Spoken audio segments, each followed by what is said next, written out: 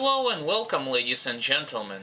My name is Alexander Olston-Asandrievich, and I am accompanied today by a very special guest.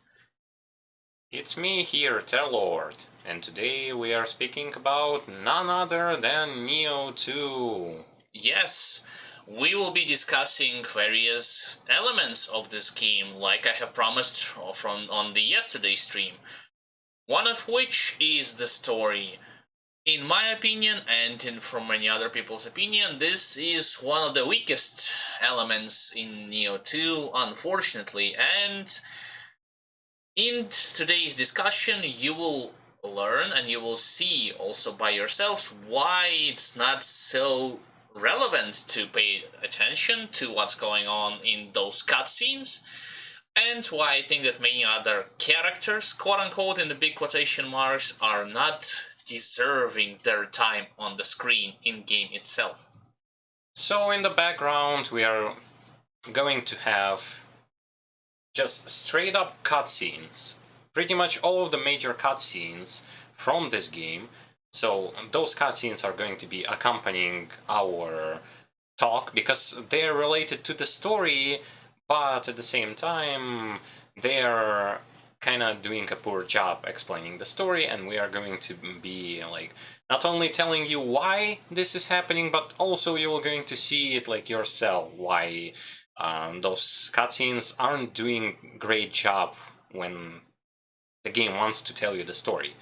Because in most of the games you can simply just put those like a compilation of cutscenes from the game and you're going to have a full understanding of what the hell is going on in the story, but Nioh 2 is an exception to this rule, and even if you like going to watch those cutscenes, you're going to understand what we are talking about. Yeah, pretty much it. So, the thing that I would want to start with is the basic synopsis of Nioh 2. Oh, and by the way, in case you have any questions, you may as well leave them in chat. Of course, full spoiler warning, as if you already didn't hear it by now, that those cutscenes will include everything from the main campaign and DLCs included. So if you don't want to get spoiled, yeah, you might want to deter from the stream, but if you want to continue listening to us and hearing more about it, you're welcome. When it comes to other stuff that I wanted to share with all of you is the context. So the context for both of us is we have completed this game fully on all the difficulties, and when it comes to watching the story, we have beaten every main, Twilight, secondary missions. We read also the description for most of the characters, so we do understand their backgrounds and what the developers intentionally or not trying to depict in those cutscenes. Now, a short synopsis is the following: like, your main protagonist is basically a yokai hunter, which I'm going to talk about. I'm going to mention it once again later. He gets a message from this guy called Takichiro, and he needs your help in resolving many other problems that is happening in Japan, which consist in political intrigues, war, demonic aka yokai invasion, Amrita stones, and so on and so forth. Yeah, that's basically the starting point. Yeah, and in between all of that, like the main goal of the protagonist is to find whoever killed his mother, but keep in mind, like, especially if you played like Nioh 1, the main kind of thing is that you are chasing the main bad guy. Only in Nioh 2 you get introduced to the main bad guy who you have to chase, but throughout this whole game, pretty much from start to finish of the main campaign, only in the last part of the main game will you actually going to chase that main villain. That main villain that nobody cares about, that is important but nobody cares about, and even if he appears, nobody cares about him. Like, he is there, but nobody cares about him. Wait a minute, you said something about like chasing the villain that killed his mother. Have you ever seen in any of those cutscenes that our main character actually expresses this desire? by some gesture, by some sound, by any picture of it. Yeah, I know what you're talking about. So, by the way, an important thing to know about the main character. So, basically, developers went with this approach. In first game, you get not the nameless protagonist. You get the William. You get pre-created protagonist who can talk. He has lines. He has everything. But in this game, you get to create your own character, whether it's going to be he or she. No matter whom you are going to create, it's going to, like, there is no difference. Everyone is going to be looking at you pretty much the same way, and the same dialogues and stuff. And also, like, your character is, like, not nameless, but he or she cannot speak. Cannot show impressions. However, a quick thing to say is that, have you ever like spoke, or you have like friends, or you've been like you knew the person who can speak, like they can show emotions, they can show gestures. Protagonist of this game doesn't do anything. It's just like a doll, like an MMORPG doll in a single-player game that is focused on the story. And this is why you will get no clear expressions from the main character or anything related to him expressing himself, her desires and stuff like that. Yeah, that's kind of my problem too. You see, I'm having a hard time to understand the motivation of the protagonist, in Nioh 2. In Nioh 1, albeit it's a cliche thing, so to speak, you kinda chase down the bad guy that's is responsible for political intrigues. He provokes war across all the warlords of inside the Japan, and he also wants to Amrita like as a source of power for him and for his country, to weaken Japan so that he can harvest it more and more. In Nioh 2, at the very beginning, your antagonist, it's unclear why exactly he follows all the other NPCs. And of course, at the beginning, you have to give the benefit of the doubt, the fact that okay, he doesn't know too much about them. Maybe he just relies on blind luck and trust. Even though a little bit later I'll explain why it's kind of foolish to assume. It's just you assume. It's not the developers have blatantly told you that. You assume that this has happened. However, when it comes to following blindly the others, I don't see the point where it becomes I don't see a point why the protagonist doesn't actually stops for a moment, for a brief moment, and say, okay, listen, my desires were clear, my intentions, I want to do this, this, and that. Well, of course, he cannot speak, but at least he can probably draw a picture. Like, I want to chase down this guy. I have seen him, in the middle of the game, you actually he encounters this antagonist. Strangely enough, it doesn't have any kind of a flashback, as if he doesn't remember him. However, it feels like more and more NPCs simply abuse the services of your character. He's a victim of circumstances, so to speak. He doesn't have his own his own, he doesn't have his personality. Own will. Yeah, so he's like, oh, please do this. Okay, here's a reward. Then you do this. Here's a reward. It's just like you're... It's like an MMORPG. Basically, you create a doll that should fit your visual likes and desires. And as you create this doll basically can't show emotions, can't show expressions, can't have his own opinion, can't have anything. And you basically have to live through this, but it's really... because it's not an MMORPG, and even a lot of MMORPGs nowadays go for the more story-driven stuff where the protagonist actually does have some form of like way of thinking or his own thoughts and attitude. Here it's like it's a combo of character from a MMORPG meets the game about the story, and that's what the problem is when it comes to this character. Like, it's very hard to associate him. Like, you can associate him physically with you, like, yeah, he looks like I want him to look or how I would want to look, but damn, I would never would want to be a person who can do anything. He can say anything, show anything, and have his own opinion, and everyone abuses him. Yay! Oh, it's not necessarily like doing anything. It's just silently agree with everyone telling you what to do. Yeah, maybe at the point he raises an. I actually don't even remember. Does he even have a cutscene when he raises an eyebrow or question somebody's desire? Oh yeah, like one time. I take it back. One time when the Kichiro almost got eaten by the overgrown weasel, and instead of giving the Kichiro his role to take there, the Kichiro was a coward before. Well, the one of the characters, named by the name of the Kichiro, who plays a crucial story in Nioh 2. He acts.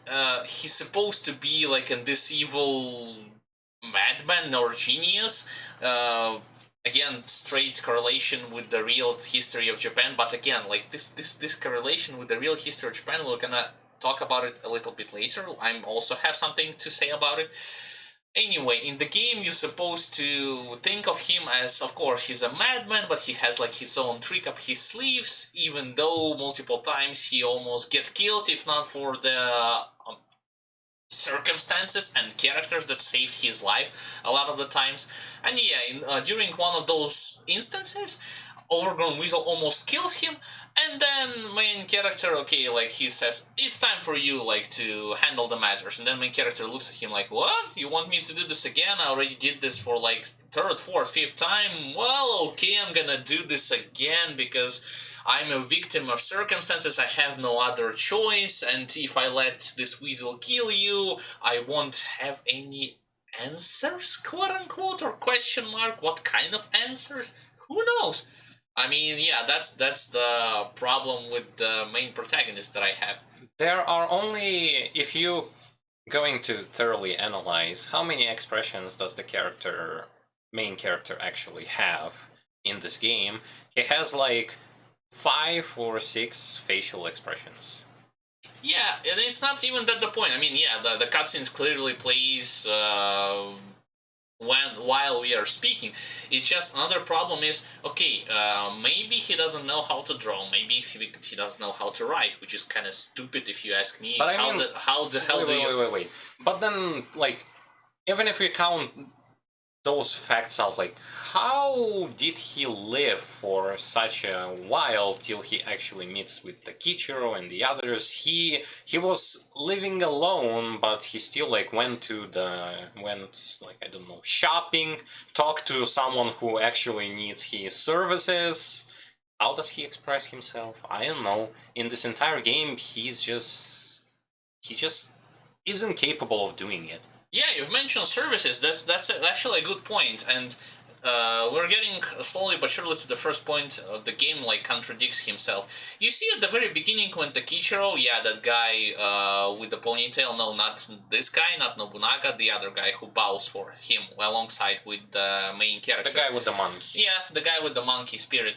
So the thing is that when he came along to the main protagonist, he sends the letter. In the letter it says, okay, like, we are seeking that yokai hunter who lives in this place. They do not know their exact, or him or her exact appearance.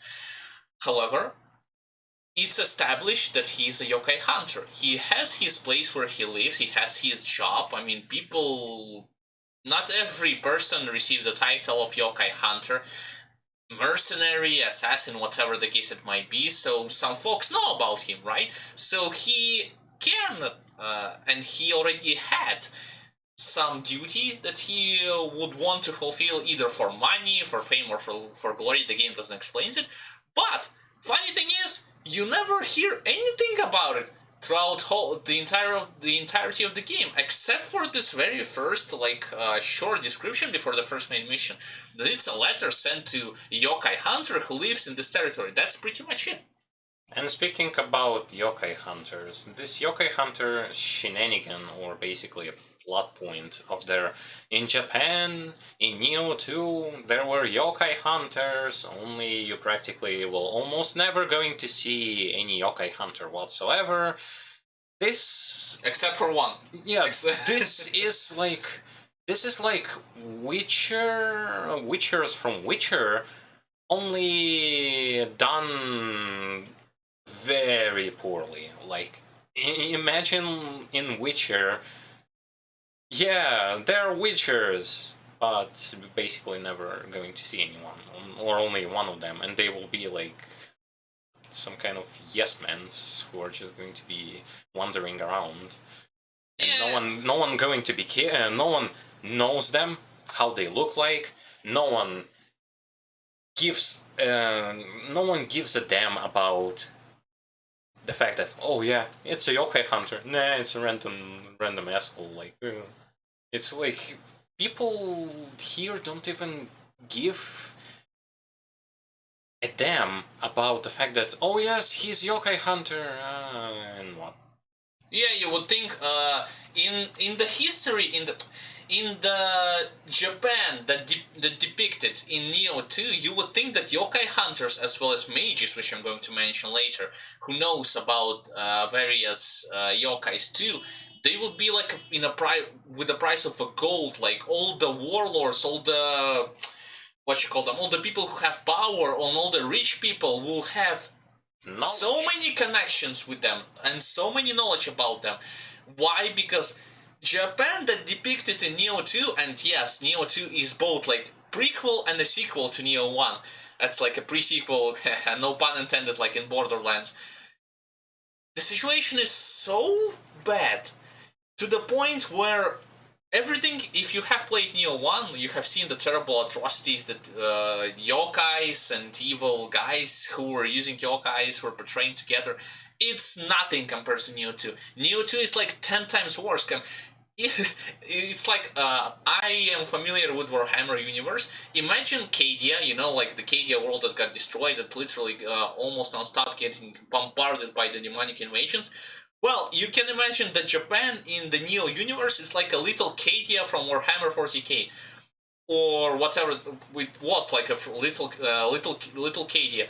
Non-stop yokai invasions, non-stop fighting between each other, non-stop corrupted people, non-stop like hack and slash through the land, mass murderers, like massive invasions, and you would wanna let the gamers believe that in such desperate times and measures, nobody there called for help. Okay, they are proud people, you know, like this, of course, I think that's a part of stupidity, but hey, like, that's part of their culture. They're proud people, they would rather die alone. Okay, that's another topic, but at least shows like these people are so strong on their own, like, you know, in other games like Diablo 2, when Baal and his demonic forces almost destroyed barbarians, they still didn't call for help because they were thinking that outside Baal they could handle everyone on their own, and you could see that because you had like barbarians hacking and slashing, you had like multiple like mercenaries and so on and so forth.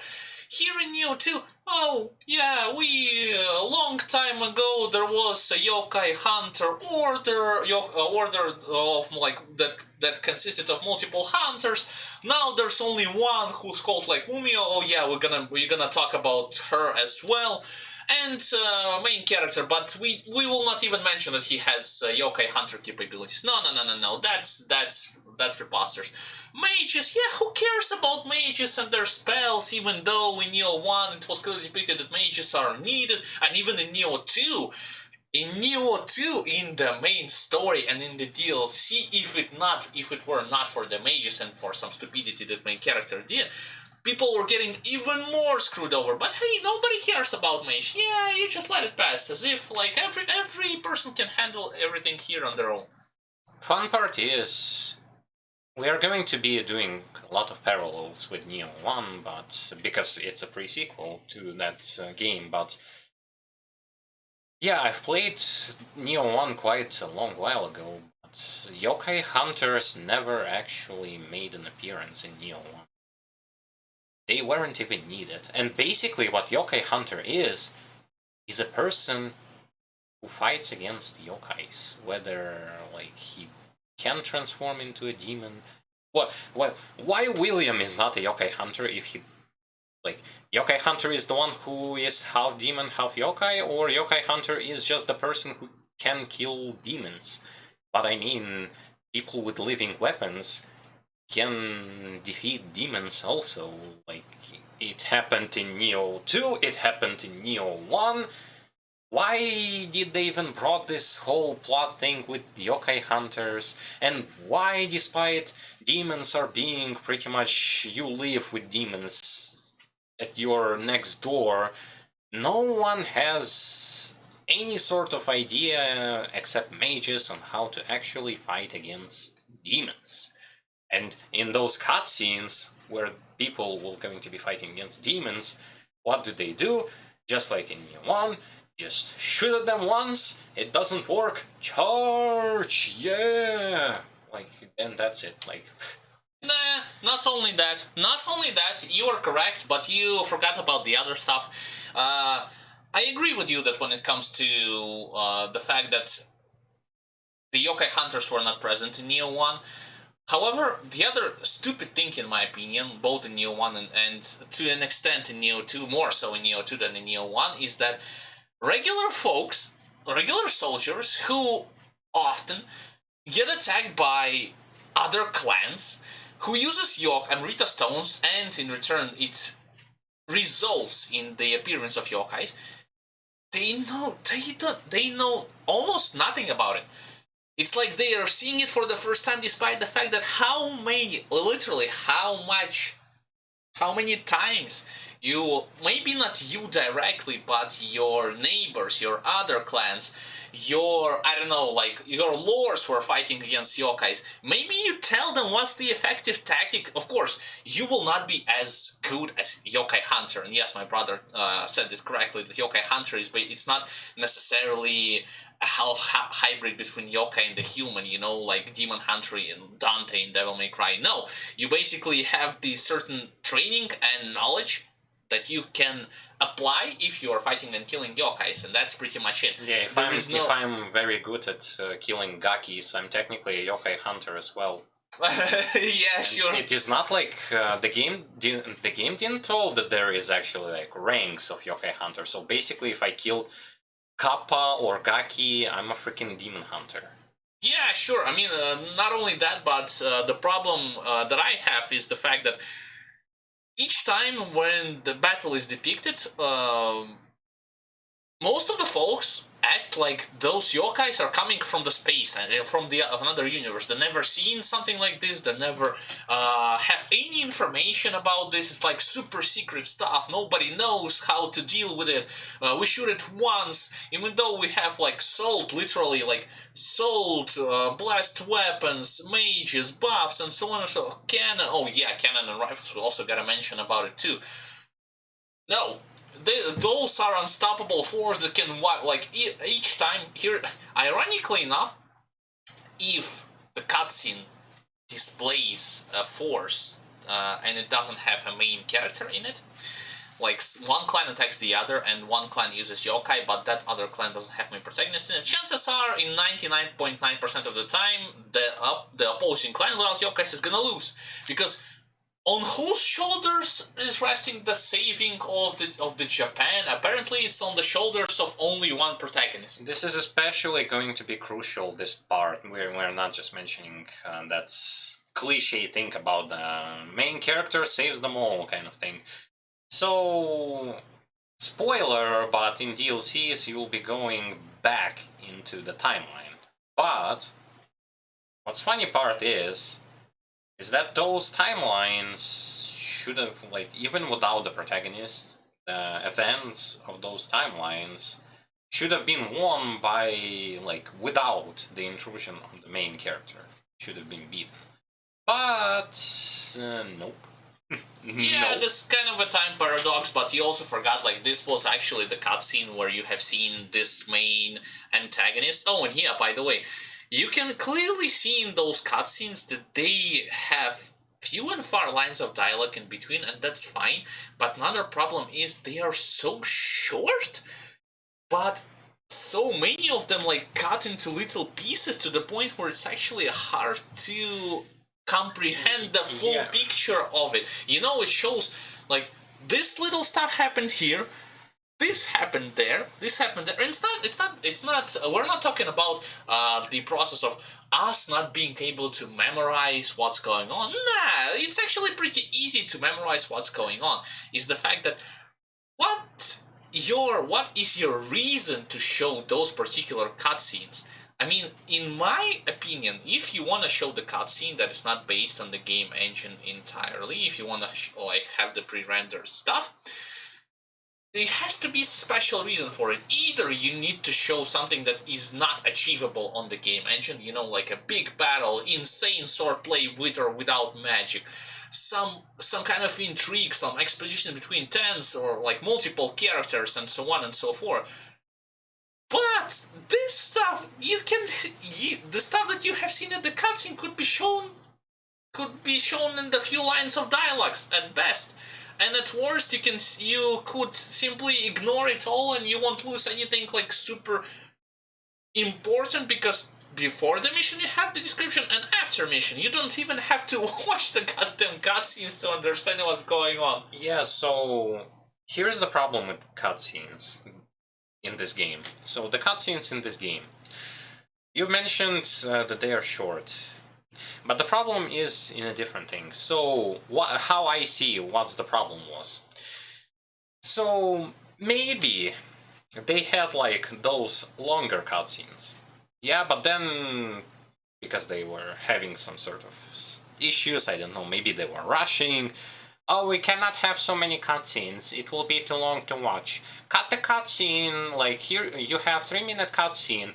Cut 2.5 minutes from that cutscene wherever you want, and just slap that 30 seconds that's left into the game. And it doesn't matter if we are going to lose context, it doesn't matter that we are not going to show everything properly, it doesn't matter anything at all. It's just the thing is, just put it, just slap it there. Just you pick and you slap those 30 seconds. You had 3 minutes, no, now you have 30 seconds, slap it in there. It doesn't matter that in the game itself, when, like, the cutscene ends and the gameplay starts, you won't get, like, any more interesting, like, well, not interesting. Inside of the game, what happened to the cutscene doesn't even freaking matter. It doesn't matter, because those cutscenes are so just random. They're random, they're showing random events, characters in the random events, under random circumstances, and you just, if you skip them, you're still going to understand the full story. It's a paradox. You don't even need to watch cutscenes, you can just skip everything, and you will going to know exactly what happened. You don't need to watch them. This is BS for a single player RPG game. Yeah, story-driven also. It's mind-numbing. Why have cutscenes that are so random and in so vast quantity? They don't have any exposition to them. They don't have any meaning to them. They don't represent characters properly. They just show you again and again, reminding you that they are bad, and because they're bad, it leaves this, I don't know, like, shitty aftertaste in your mouth that you are being fed every time. Like, every mission, you get those cutscenes. You get the cutscenes that are bad, that don't say you anything. How stupid is that decision? Like, how stupid was them trying to say that this is actually okay? And compare this to Nioh 1 cutscenes, it's even more mind-numbing. There they actually had meaning and something interesting been happening there. Here it's BS on top of BS, and I don't even know, like, why. Yeah, like, the key word here is why. Why include something that could easily be dumped, and you don't even lose any value from it, and instead you could focus on stuff that actually needs improvement. We're gonna talk about it later on later streams. See, one key feature that each and every one of you who, like, would play the game at least once on the first difficulty, you'll immediately get the understanding that cutscenes are not important whatsoever. Like, you will encounter a lot of them, but any kind of meaningful value in information or something interesting that could be displayed in the cutscenes that could not be shown in game, nah, that's only like select few examples to my mind comes like this. Something that happened in the first DLC where it have like a prehistorical like ship battle when the one fleet was getting through the tornado and was about to fight the other fleet. Although you will never see any any battle. Yeah, but that's like 10 seconds. And the sword play that happened sometimes, like in the second DLC, Capital in Darkness, and that's pretty much it. And to an extent in the third DLC, The Last Samurai. Like, I don't see any rhyme or reason. Like, even if the cutscene was longer originally, just leave like, it. even it here, like, you take a look here, like, you're supposed to have an epic battle, okay, like, troops are getting ready to fire, okay, they fire once, and it doesn't stop yokai advance, and they're like, oh, what are you gonna do? Are we gonna fire it one more time? No, the cavalry is going to charge, and they say, oh, are we gonna fight yokai? What a surprise, it's as if we're gonna be fighting army of mortals. Ooh, what are we gonna do? Okay, it's steady, do not falter, and it charges, and you like, okay, now is gonna be some epic battle. Like, you even see the boss, like, okay, you clearly see that it's some kind of a general, some kind of a warlord depicts them, and it's over. And you know where, after this cutscene, where the game actually throws you in? Compare again to Nioh 1. It throws you at the place where there is almost little to none action happening. In the background, you cannot even hear that there is battle going on. Again, compare this to Nioh 1. I believe in Nioh 1, either main campaign or in the first and second DLC, there was plenty of stuff that, if there was in the cutscene, the battle was going on. In the game, you are thrown into such an intense, like, stages where, like, everything is being, like, there is battle, there is, like, explosions and stuff, like, happening, and here, it's like, you are 50 kilometers away from the action, and because there is no, like, sound or visuals, nobody battles anyone, you don't feel like there is a battle, I want to go into battle. No, you're in the rear or in some, I don't know, some sewer, some ass, and you're just going there and onwards and onwards. Like, it's strange. Yeah, I completely agree. And also, hello and welcome to the stream. We're discussing a lot of the elements when it comes to story in Nioh 2, and on the background, it plays all the cutscenes from the main campaign and DLCs. Okay, so let's continue with, I don't know, maybe we should start, like, discussing some, I don't know, main plot twists, plot points? Plot twists and plot points? I wanted to mention the stuff that you talked about when it comes to, like, the battles. There was only one mission in Nioh 2 which occurred, you know, when the Kichiro get healed and then he resurrected afterwards and the sky turned red. And everyone starts losing their mind and starts fighting each other. You know, the Japanese Aquaman also turns against his comrades. Also, this basically was the repetition of what happened during Nioh 1 in less stages. Exactly.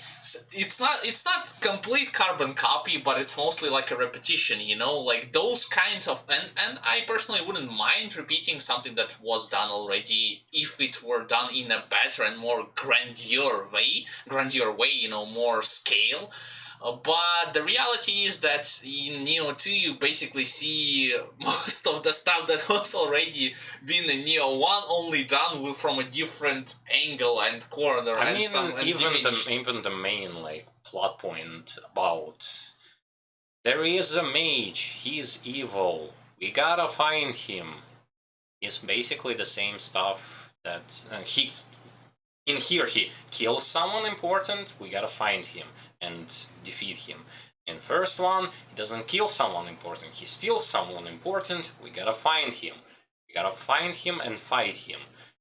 But when in Nioh 1 you basically were chasing him all the way from start to finish, occasionally doing some quests and meeting more NPCs. Here, it's like, you know that thing when you go into, I don't know, like Skyrim, I have a main quest to do! 100 hours later, I think I had the main quest, but I was so busy doing some side activities, so I like, what was my quest again? Like, I need to find someone? Who? Where? What? He appears in some cutscenes, and it's like, I think I know you, but I don't know you. I think you look familiar. Oh, it's that guy. I gotta chase him. Runs in one place, like, he goes away. Oh, time to do some side quests. Yay! It's not. Yeah, I agree with you, but it's also about. I have a problem with the main antagonist in Nioh 1, in the main story at least, and then in the DLC 2 to an extent, is the fact that it's supposed to be that in Nioh 1 it's the threat was present clearly. I mean, he was trying to that Kelly, I believe his name was. Yeah, he was trying to convince the other Japan warlords, you know, to fight on his side, to fight against their allies, to betray them, to start using Amrita stones, through manipulation, you know, intrigues, blatant blatant attack to an extent, and so on and so forth. Here, this antagonist appears randomly in some cases. Turns out that he just possessed the warlord, and this warlord is actually not evil by himself. Oh, by the way, about not evil, you gotta understand this, unlike Nioh 1 as well, and just in general. In Nioh 2, as well as its DLCs, none of the villains whom you defeat, except for that mage guy, how was he called? Saito Yoshitatsu? No, the main, like, demon mage. Demon mage? What are you talking about? Yeah, who main character is chasing?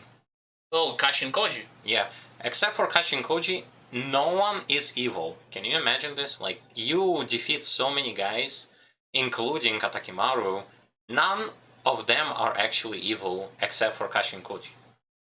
Yeah, like that. Literally, the Yokai King himself was not evil. He was just possessed by Kashin Koji. What the actual effing balls? You want me to believe that no one is actually evil, because every time you see, oh, he is evil, and then you defeat him, and he's about to die, and he's like, I was possessed, I am not evil. Takichiro himself, after killing hundreds of people, after killing important characters, and everyone from our main cast is like, oh, we're gonna stop him, we're gonna kill him, and then in the end, oh, you're not evil? You're not evil? Are you not evil anymore? Yes, I'm not. I was just possessed. Oh, okay. So you're not evil anymore. Yeah, we're friends now. So you can forget. 1 second, it's like bipolar thinking. 1 second, I am like, I'm your enemy. You are my sworn enemy now. 2 seconds later, yay, we're friends again. We'll forget that you killed so many people. We'll forget that we wanted to kill you. Nothing matters. You're my friend. Yeah, like this is just, to me, in my opinion, this is just like a bad writing again, done purely for the fact that depicts like, okay, like those guys they need to have a place for redemption. We cannot blame them 100%. Everyone has to have a second chance. No, I mean like despite the fact that this person murders like thousands and tens of thousands people, you still he still needs to have a room for forgiveness. It's even pitiful to say like, oh, but he has an alibi. He was mind controlled. That's stupid. That's plain stupidity. Every person can say like, I was mind controlled. Don't mind me. I'm not evil here. Yeah, just like that movie Conjuring 3 that I watched like the other day. Oh, I killed 3 people. The devil made me do it. That wasn't my fault. The devil made me do it. The yokais made me do it. That's not my intentions whatsoever. Yes, I kind of understand that. Yes, like the mind control thing can happen and stuff like that, but don't just shove it on every single villain that we are fighting. Don't do this. This is so unbelievable. It's hard to believe. It's strange. Give us some people that are truly villainous. They are truly villainous. Well, there was a mage in the second DLC who was kind of villain before, like the lightning gods of Yomi. That mage with one hand, that caster yeah, mage. so he was kind of villain, but then again, he was somehow related with Kashin Koji. Maybe he was also Kashin Koji. Not only related to Kashin Koji, he wanted to free those ancient yokais. Yeah, so it's... both the Shooten Doji and that nine-tailed fox. I don't know, were they too afraid to show the true villains? Well, no. Okay, we're gonna talk about true villains and plot twists. Here we go, like that cutscene and some cutscenes before. Let's talk about Lord Nobunaga. Supposedly a character that before the Nioh 2 came out, everyone was like, okay, Nioh 2, we're gonna be heavily, developing. We're going to dug deeper, way deeper into Nobunaga. Yeah, Nobunaga's personality and story. You're gonna be seeing some intrigues, why he became who he became in Nioh 1, why everyone starts hating upon him, why is he literally called like King of Demons, and yes, that's the freaking thing. He is called King of Demons, yet in the game itself there is like no upfront depiction of his deeds that he was done. The only thing that he was doing that I could call bad, and even he though was actually called King of Demons. Yep, he was called King of Demons. Not King of Demons, but Demon King. Excuse me, Demon King. That's the title that he received for his atrocities. For his deeds that he was so cruel apparently. But come to think of it, the game actually only showed like one bad thing that he did was use the Amrita Stone to cause flood. They were sieging a castle. They couldn't siege it properly. But wait a second. It didn't show. It showed the consequences. But again, player have to think ahead. Okay, I'm not gonna judge. I'm not gonna say that each time game has to explain everything fully to the T's, like to the latter. Okay, he does this and then this happens. No, but at least why the Nobunaga was called a Demon King? Like why his trusted allies betrayed him? Because you clearly see that after he's dead, after the fact that everything was burning, his castle was burning, he died with his wife. He's like, I swear, I'm hoping that nobody else is gonna use those Amrita stones the way how Nobunaga used. How?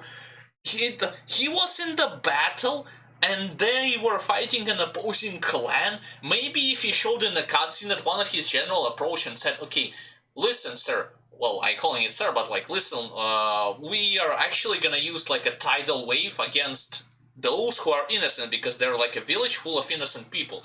And you actually, when you loot the corpses, you say like, oh, this bastard Nobunaga, he used like earthquake, which provoked like tsunami, and it killed many of the innocent people.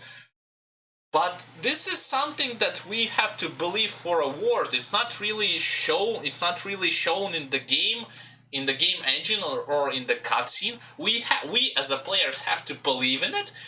When the reality could be totally different. This village could have been filled with enemy to the top. To all of those rooftops, just like you were going through the village, there's Saika clan all over the place, and for that we have to believe that Nobunaga was actually received the title Demon King.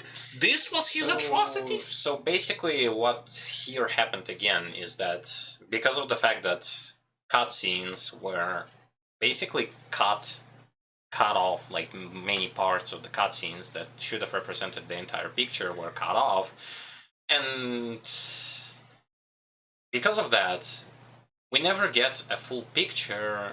They kind of want us to dig into the story of who those characters were in real life, but hey, come on, I don't need... If it's not Rome Total War, Shogun Total War, or any kind of those games where it is based on the real stuff. No, here you show us alternative kind of universe. I will say for example, like, you're telling me that in reality he was an asshole, he was so brutal, like Vlad Tepes sort of thing, that he's like a demon or something like that. That's in reality. But here's what I have, like, a question. If in reality he was like that, then show me this in the game. Show me this in the cutscene. Show me that he's asshole. Show me that he is evil genius. Show me that he doesn't care that's, like, whether he kills civilians or not civilians, like, that he doesn't care. He has heart of darkness, literally. Show me that. There is nothing of that. You see him not as a villain. You see him... Again, victim of circumstance. You see him as a... just insert anyone in his place, and that could be anyone. That could be Takichiro, that could be, like, I don't know, Yoshitatsu or anyone. That could be anyone. I want to see, like, why is he villainous? Why is he called demon? I want to see all of that. I don't see that. In the dialogue, I don't see that. In his actions, I don't see that. In his cutscene, I don't see him being ruthless. I don't see any of that. And in the end of things, that's the problem. You want me to believe, but at the same time, I believe that historically he is like that. I don't believe that in the game you depicted him like that. No, I don't. It's impossible for me to believe, because conditions in which he has to evolve into this Demon King, they aren't there. And he is not a Demon King. And he was killed basically because I did one thing, which is I caused the flood, and now everyone, like, now people want to kill me. Oh, but we are in war, and by the way, this is, I believe it's Edo, not Edo period, well, basically the period where there was war just constantly, and even if you do just one thing like that, this doesn't going to turn you into complete asshole. Especially you're doing this against a force in a period of war who doesn't want to submit, who is not going to submit. And keep in mind, this is way back in the past where there was no, like, this moral sense, and everyone speaking about morality and stuff. This was not the period where this was actually like, he couldn't have done this, but what about children? What about civilians? No, this wasn't the time like that. People were butchered left and right pretty much on a daily basis, especially in Japan. Like, there has been war everywhere. But nope, you want me to believe that he caused one flood, there was still a lot of people inside still alive, we will kill him. He's asshole, he's a villain. Nope, it doesn't work. It doesn't work because it's stupid. Yeah, like, I totally agree. Well, just because you said something, like, you slap on the title and then you blame him for every possible sin that he might have committed but never did actually anything in game, in the cutscenes, remind you, we are talking about cutscenes. We're not talking about something that is written in the lore, because cutscenes, aka story, and the lore, the character description, written by two different teams. You can clearly see it if you play through the game, if you open up the menu, because the description of the characters consists, like, it brims with information of the events that never freaking happened in game. Yeah, it's like, again, oh, you want us to learn history? That's fine, but we didn't came here to learn history by playing your games. Again, my brother told correctly. How many of you played, I don't know, God of War, and then like go and try to learn history because with what Kratos did to the Greek gods, or Castlevania Lords of Shadow, or any kind of Castlevania, learn about Vlad Tepes? If Vlad Tepes is the real Dracula or something like that, is he a vampire or something like that? And again, I was like pointing that this is trying to put this historical character into the mysterious fantasy world setting. Want to see, like, even though this anime title is not finished yet, want to see how Nobunaga is also being depicted, but actually being depicted way better in the same like sort of fantasy settings. Watch anime called Drifters.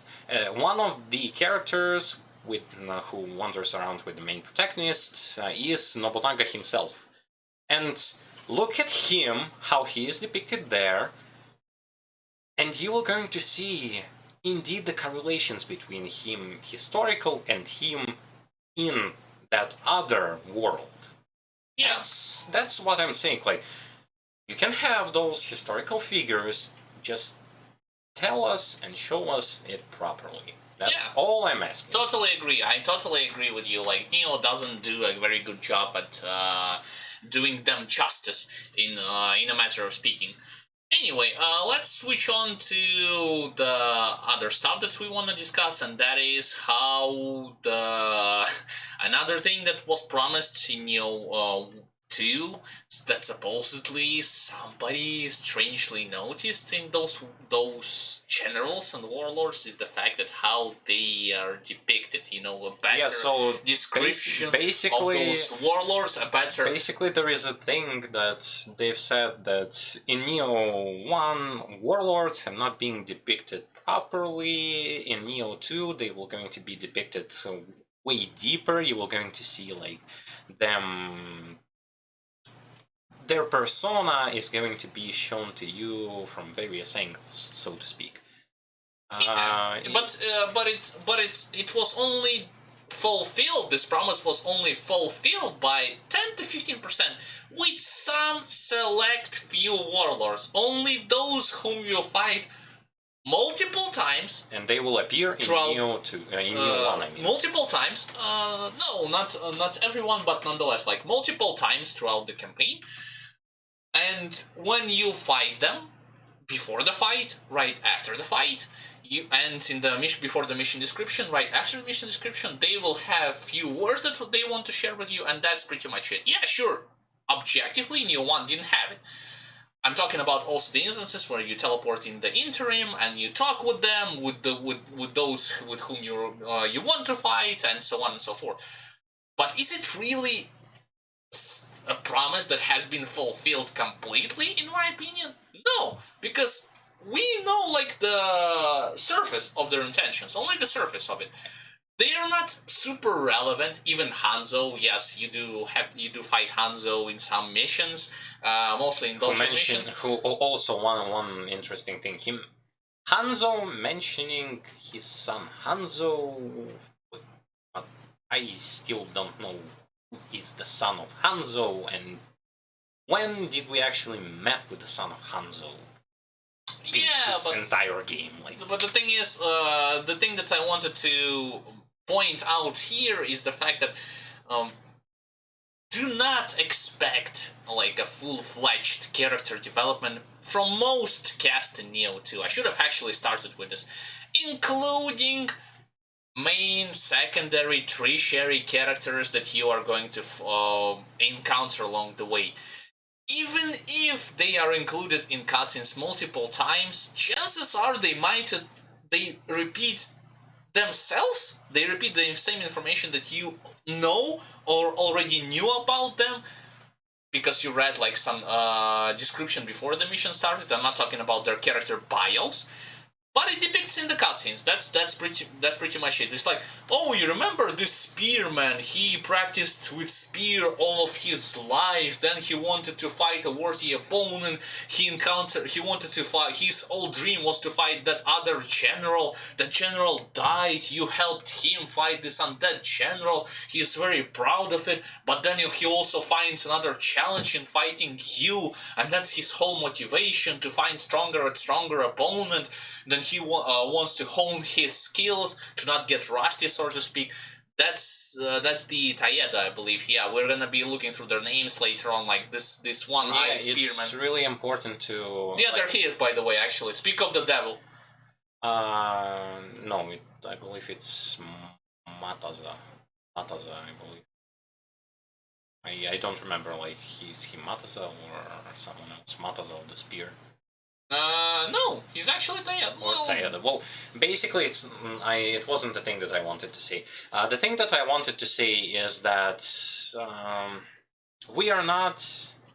When we are analyzing story of Nioh 2, its characters and everything related to that, we are not taking into account stuff that is written in the journal. Yeah, because I already said that.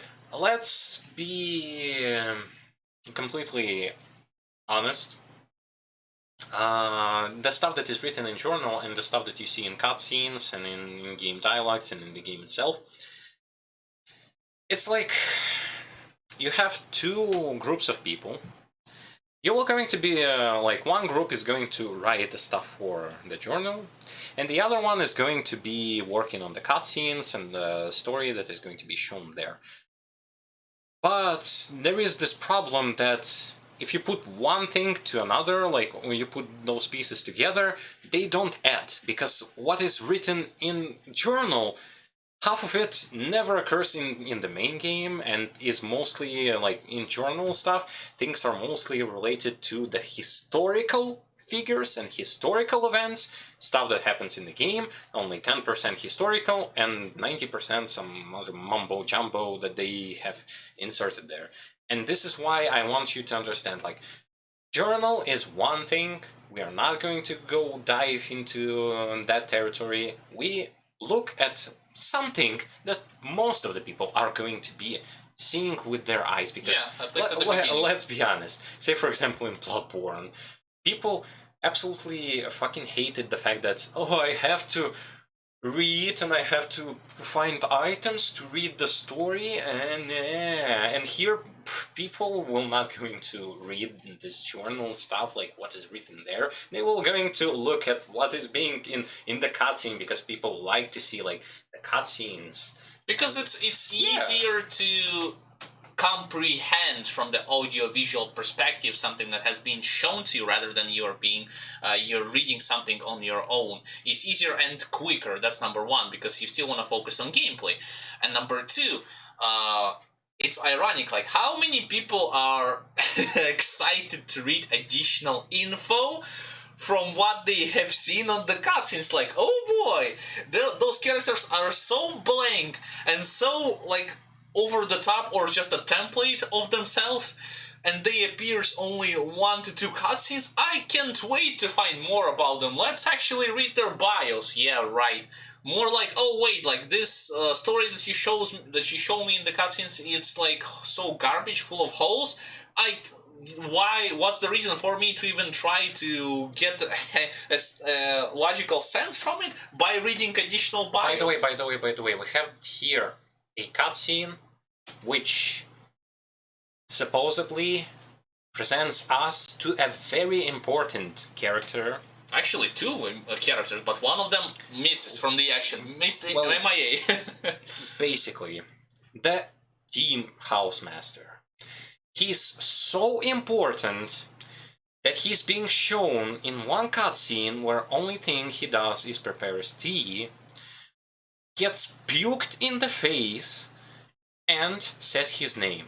That's all you see in this cutscene. All you see about him in the cutscene is that he prepares tea, he doesn't speak, he gets puked in the face. Nah, he speaks a bit in the other cutscene. He says his name. In the other cutscene where you see him, well, not in the cutscene, but in the mission where you see him again, he's dead. Oh, fuck. And he is being represented to you by Hanzo as the only person who can help us with the Kichiro, because he is very good at those conversation skills and stuff like that, that he's going to I don't know, convince the Kichiro to stop doing what he's doing. I want you to believe, important character, very important character that is our hope against the Kichiro, gets puked in the face, says his name, and gets killed afterwards. Next time we see him, he gets killed. Yeah, because he didn't know that Takishiro prefers sake, and he hates tea. And this is what I have, another problem. How cutscenes represent characters. I cannot help but I died from cringe when I seen another representation of how the character is being depicted in the cutscene. He is interesting, he is important. Like in DLC, we have another wielder of Sahayamaru. She's so powerful, she is the yokai hunter, and if it wasn't for the main character, would have died against a spider boss. Which doesn't make any sense, but my problem is also the fact that why...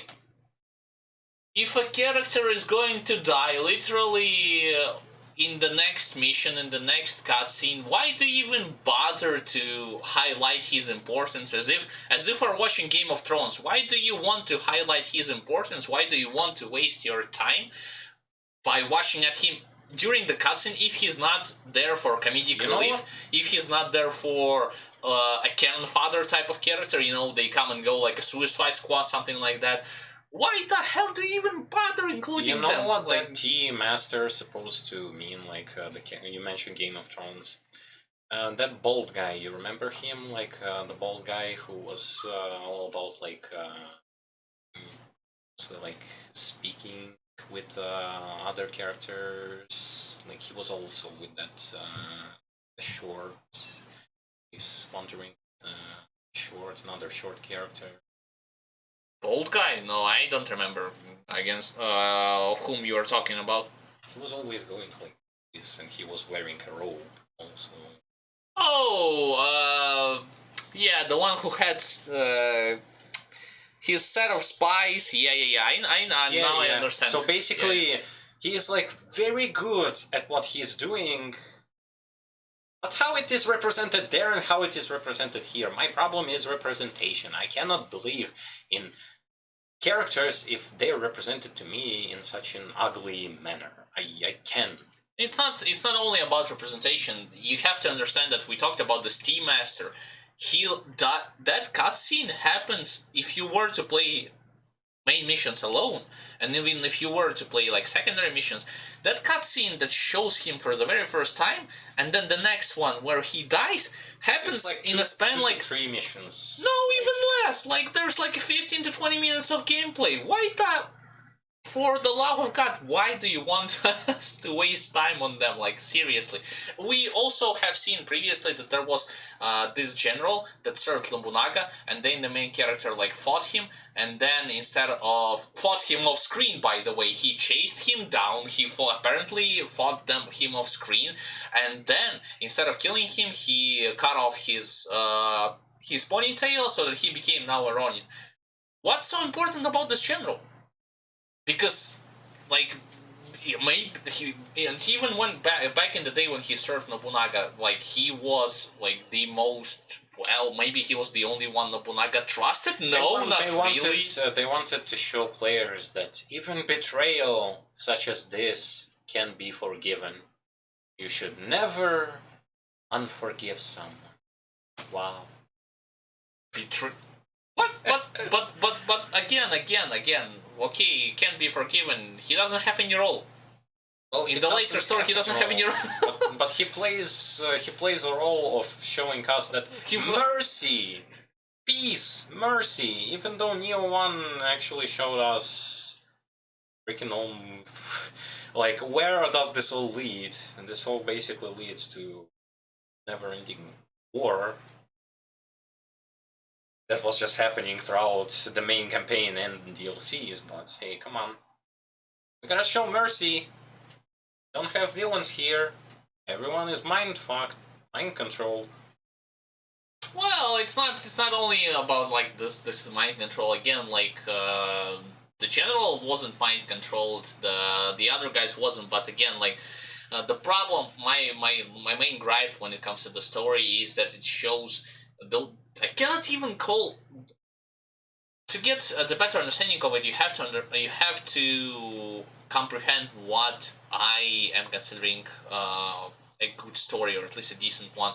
It has to have at least somewhat of a good structure when it comes to like the beginning, rising action, climax, falling action, conclusion, something like this. And even in the character development sense, of course, it's not set in stone. The lines themselves can be a bit like the tempo of it can be a bit switched. The duration can be switched of those aspects.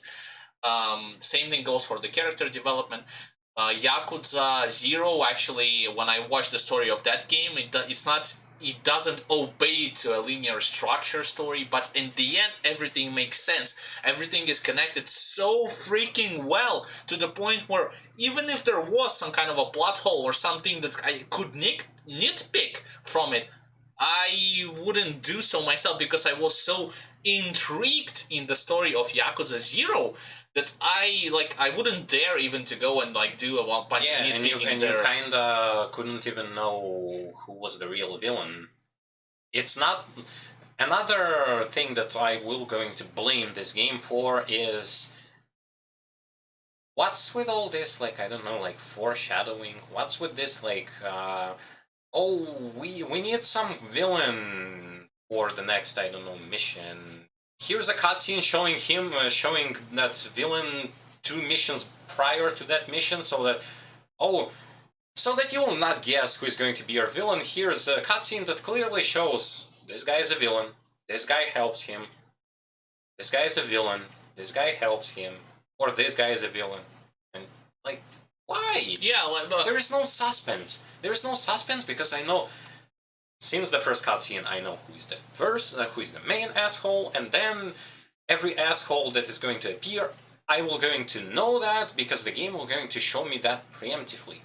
I want suspense. Yeah. Keep in mind, like, this is a story-driven game. A story-driven game. It's not about like something that you want, I want, he or she wants. It's about the fact that how well the reveal has to be like deserved. The build up for it has to be earned per se. You know what I mean? You cannot just. I know what my brother is trying to say. In one of the main missions, they showed you Saito Yoshitatsu being literally smiling up front with villainous smile 5 seconds in the camera straight like this in your face, and every human being that has a brain would comprehend that something is off. Probably he's gonna betray everyone, probably he'll become a villain. They showed this 3 missions before it actually happened. And guess what? When it happened, you already watched that cutscene probably if you're watching our stream right now. Thank you for that, but nonetheless, when it happened, when Saito Yoshitatsu actually, it was revealed that he was possessed by Kashin Hoji, guess what? Guess how others were reacting? Oh, really? What's wrong with you? No way. It's like, how can you betray us? Like, oh my god. And even when he, like, killed them left and right, we don't know what to do. Like, what do you mean? You showed these 3 missions before it, and even if it was so surprising to them, you fought yokais left and right for more than a half of the campaign. What is so surprising by another human who is possessed by a yokai? I don't know. Like, this is not only about like the suspension of disbelief. This is mostly about like they treat their audience as if there's something, I don't know, stupid. Like, show 3 missions before this event occurs. They spoon-feed every possible plot twist, everything preemptively, so that you need to turn off your brain. Oh, I hate when this expression, you need to turn off your brain. There is a time and place for the spectacles when you can say you need to turn off your brain and take everything for granted, for Ward.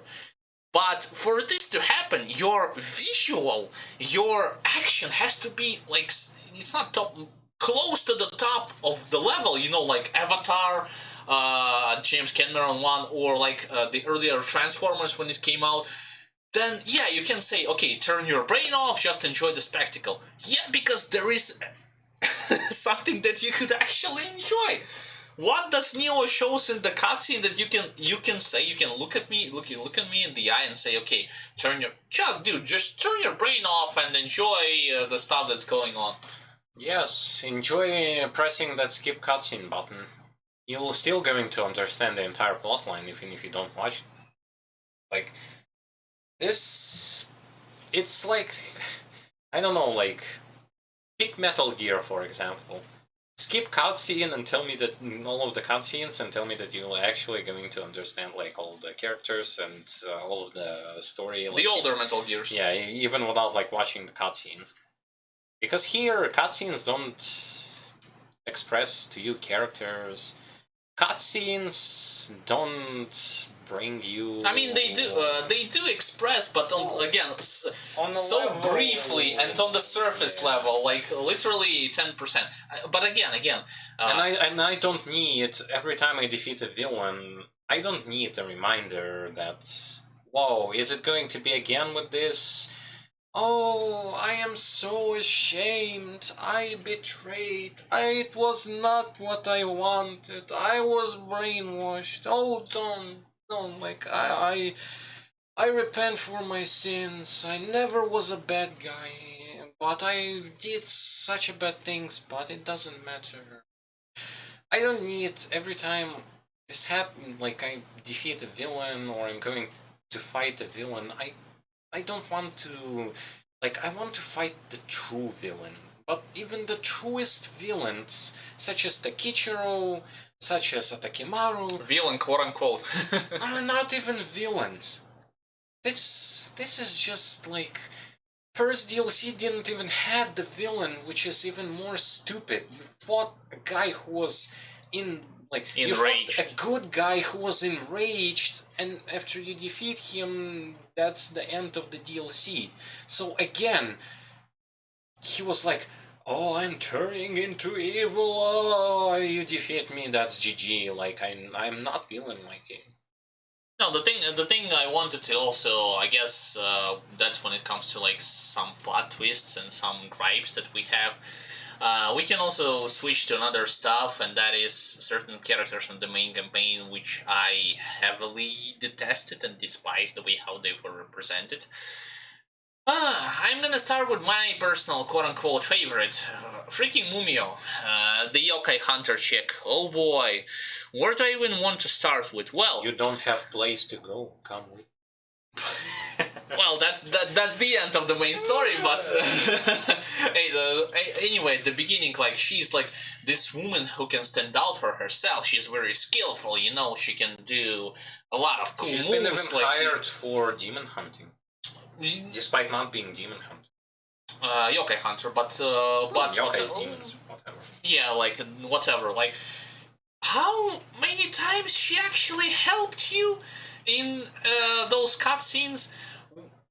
Legit helped you. I'm not talking about the fact that you summoned her as the AI partner. I'm talking about the fact that when she helped you in the cutscene outside of, oh, my amulet is now strangely magnified to your dagger, and this is how she wanted to help you the first time. She wanted to help you with an owl boss, and she got, no, she didn't.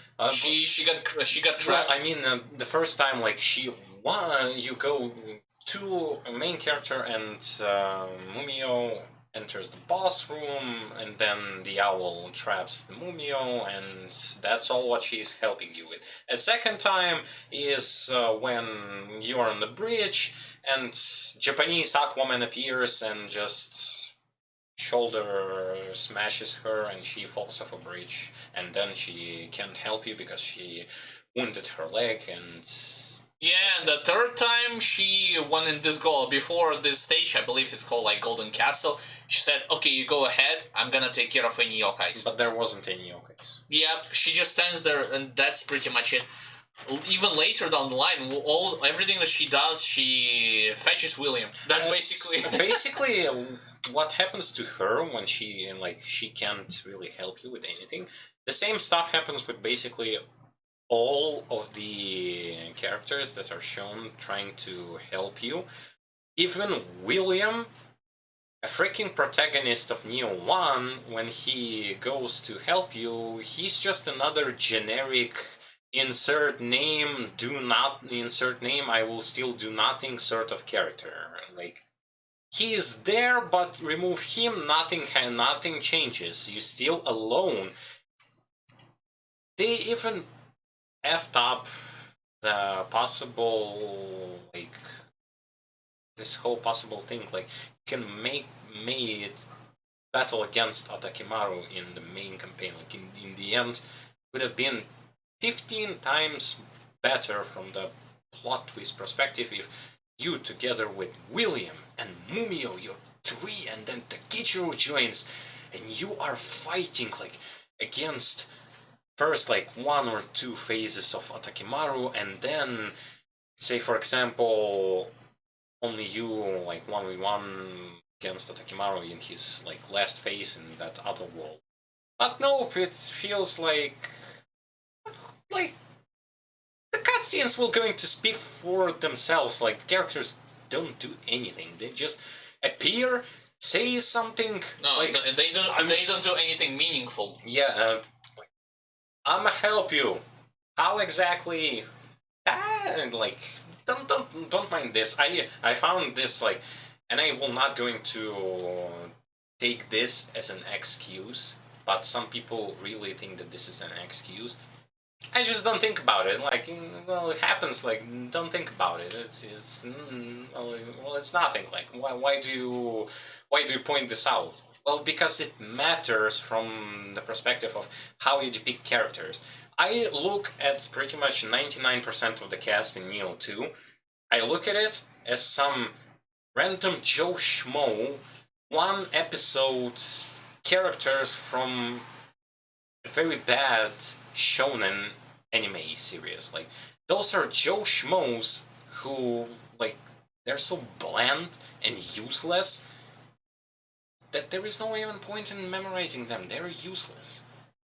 Main character is shallow, and characters helping him are useless and bystanders. One episode bystanders. Well, we can also talk about like like my point in terms of the Mumio. Like, I don't get what's so special. Like, quoting Johnny Cage from 1991 movie, quote, what's so special about her? No, literally, the only thing that was super meaningful. She carries the amulet. Item that is going to be used to create a sword. That's pretty much But they are so stupid to understand that dagger and an amulet actually can combine. Like, I don't know, that there is a hole that looks exactly like dagger. No. How about like? No. It wasn't about it. It was the fact that you needed an amulet, a dagger, and a shit ton of Amrita, which they have received by defeating that living castle. And these 3 items created the sword. But I mean, they didn't even understood until they looked at the picture that they actually need to combine the amulet, the sword. Back when amulet, they started to first resonate after the owl boss fight. Yeah, that's pretty much it. Like, even another thing that I wanted to talk about is another character that is Takichiro. So wasted potential. Complete Takichiro, wasted potential. in my point, is a wasted potential. Yep, because supposedly the intention was to depict him as the clowny, joking attitude. Two-Face / Joker sort of character. Japanese Joker. Think of it like this: Japanese Joker. Like, he's so ingenious with the way how he creates like multiple like plans and so on and so forth. His plans were always, at least most of them, successful. He is skillful in combat. He does a lot of stuff that. Well, I think we should start before he actually went on the villainous sort of part, because before that he actually was a fucking clown and a useless useless character. The only thing that he did meaningful was like carrying the stone from Rita and then points it either at main protagonist or at the Weasel. Two times. No. 3 times he does that. First against main character to stop him like from raging. Second time against the Weasel. It was like second time against the Weasel, and third time to heal the guy who helps you infiltrate the castle from the underground. He was like coughing and... Oh yeah, right, I forgot about this. The character who captured the castle in one night. Yeah, forgot about this, my mistake. But the problem, I was correct. My brother was correct too. Is the fact that before betrayal, before the fact that Kashin Koji, the teacher, started to abuse those stones, and then Kashin Koji possessed him, he was a joke, like a laughing stock. But I want to be famous and popular, but all I do is I'm actually so useless. I always ask someone else to do my bidding, and I cannot even fight against anyone. And all I do is I actually collect the Amrita. I act like a fucking monkey because I have also a monkey with me, monkey spirit, and I want people to praise me, but why don't they praise me? They don't see me. Yeah, it's like in the cutscene when you don't understand was his phrase. Like, yeah, you don't understand my intentions. He was so pissed that no one actually wants to acknowledge him. This is, by the way, this is a cliche archetype. This isn't a new stuff, and I hate those types of characters.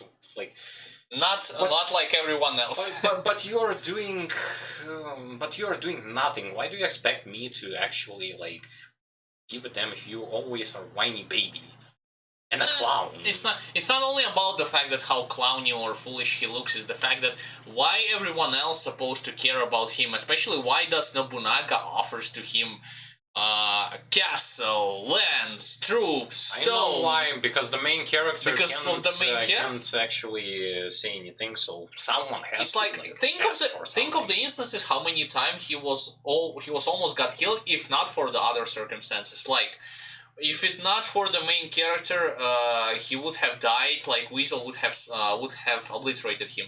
If it not for the main character and the Japanese Hakumen, he would have died in the battlefield where Nobunaga's army got trapped in the mountain pass. If it not for the main character, he would have not been able to successfully infiltrate, that village that got flooded. So he wouldn't even complete the first mission against that they've done together.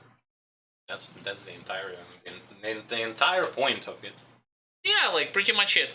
Another like, in my opinion, like if it was it, I don't have anything against like being like mind controlled by Kashin Koji, but it would have been better if in my point of view, if the Kichiro was from the very beginning a Japanese like madman genius, who conveniently intrigued, like fooled everyone. Actually, it was his intention, like, to start the war between most of the clans, or as much clans as he could possibly get his hands on, so that he could get all the power, like leftovers, all the power that left from the other clans, as well as their lands, their soldiers, like either by force or by some manner of tricking. And seeing this kind of potential, Kashin Koji actually selected him as like his chosen vessel, and then he like together combined, it would have been like a perfect duo, like a perfect match, like his evil intentions. I actually liked when Takichiro became an asshole and was doing all of those stuff. I actually liked that character because finally I got a villain, at least somewhat of a villain, and I wanted to see what more of a crazy stuff is he going to pull off. But unfortunately, as those cutscenes came by and as you progress more and more into the story, unfortunately, he's not receiving more of these, like more chances, more potential. He's not receiving that. He's like, you are there. Just push it. Just you're on the right track. Just push that card. Push it to the limit. I want to see that crazy Joker stuff thing. No, in the end, everything turns into, I'm not the villain. I was possessed. I never actually want to be a villain. And this is so dumb. Like, why? Why even waste him? He was supposed to be like. That would have been really interesting to see, like, that besides Kashin Koji, there is actually like someone who is falling for that evil ways. But no, it's a mind control and everyone forgives him. Everyone forgives him. Why? Yeah, like, and speaking of mind control, like, I don't understand that point of the argument when the defenders supposedly say, well, he was mind control, you can excuse him. What makes you so certain that he is not mind controlled afterwards? Like, have you brought? Because he said so. Because he said so. Yeah, you have again, like everything, every freaking plot holes Gee, and no stuff. wonder why Japan was in such a dumpster all the time, because they always believed each other. Yeah, just take my word for granted. Yeah, like, don't check, don't do anything like we this. get Maria also. Well, that's basically the homage, I can say it like this, to the first game. That's a CG same to as this character and to the whole plot with Maria from Nioh. Because damn, like, she was caught by the hand, like. Yeah, William grabbed her hand, and that's it. Like, it's the same Maria against whom William has been struggling in Nioh 1-1-1. Well, I guess she realized that against Takichiro, Takichiro was handling main character. Against both Maria and also powerful Mumio, she didn't stand a chance. But she could have escaped. While they were too busy shouting. See, we already again, like, we are assuming what happened. I don't. Here's the thing: you gotta understand also. In this game, you will be assuming and thinking for developers, like doing their work for the storytellers, pretty much for the entire game, from start to finish. Assume and think for somebody. Even despite the fact that everything is being shoved in your mouth with the spoon, you still have to think, like, what didn't they show me? What did I miss in that cutscene ended? But what happened before the cutscene? What happened after the cutscene? I have to think. So devs and whoever wrote the story was super lazy. It's not about, like, thinking. It's like more so assuming what logically could happen, so that you can connect the dots from first cutscene to the second cutscene to the third cutscene. When you're reading a book, you're also, like, thinking. You're always thinking while you're reading, but no, that's not it. If you're reading a book and then some pages from the book is missing, and then you also skip chapters, and then you have to assume what happened between chapter 1 and chapter 4 and chapter 7 logically, so that you can connect the dots. That's what my point is. This is what I'm trying to say here. And yeah, like, that's pretty much it. Again, like, the story of the main campaign in Nioh 1. Oh, I guess we can also briefly mention retcon. Briefly mention about this retcon, this whole idea. So here's the thing. For me, after like even after I beat like the main campaign of the Nioh 2, not even diving into DLCs, which is also something I will going to mention about DLCs and the story of DLCs. But basically, in Nioh 1, you had a legit ending to this whole stuff. In Nioh 1, after you complete the final DLC, it is clearly stated to you, the war is over.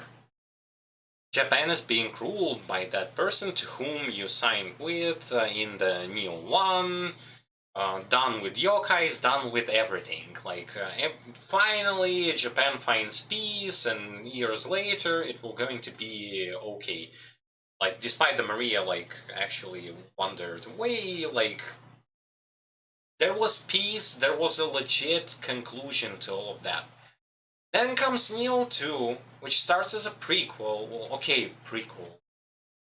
I get it, like, prequel.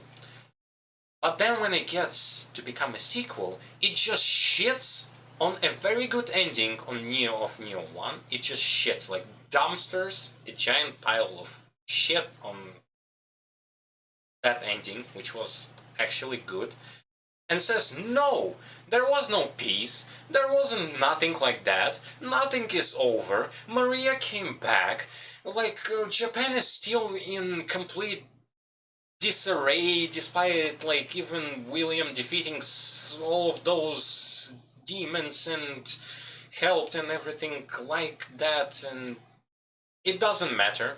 This stuff never happens. And basically, we're still in the point where the fight against yokais never ended. Why? Why do you do this? You had a very good story with a conclusion in Nioh 1, and then because you wanted to make a pre-sequel, you just dumped it. And because of that, to me, after more than 200 or so hours, and after seeing the story of the main campaign and DLCs, to me the story of Nioh 2 in the end, doesn't exist for me. Like, here's the point, it doesn't exist for me because I don't want bad written story to overlap with logical stuff that happened in Nioh 1 and had a logical conclusion. I don't want to see them ruining one thing for the sake of, like, oh, we gotta make a pre-sequel, so let's ruin the story for that someone else wrote for Nioh 1. He isn't with us anymore, so it's okay for us to just throw that away. Well, we kind of have to make this game a pre-sequel. We shoved in the prequel, now it's time to do this sequel, and let's ruin it. No, the problem is that I agree with my brother 100%. The problem is the fact that your actions in Nioh 1 doesn't seem like they have led to any severe or major consequences for the better. I'm not saying it seems like everything that you have done in Nioh 1 was mostly for freaking nothing, and the state of the country, at least most part of it, as well as the state of the people and yokai in general, it didn't change jack shit, literally. Yeah, and to make the main character of Nioh 2 worth it for that idea, William cannot stop what is happening in Nioh 2. William is useless now, but the character from Nioh 2, only he can do this. He's a chosen one for some reason, just because he has a blade, but somebody else can carry the blade. Well, maybe that's like a far stretch, but again, I'm assuming for the developers, maybe only certain people can wield the blade and harness the power of the light because of the prophecy, like stupid prophecy that main character is actually the first samurai from the past.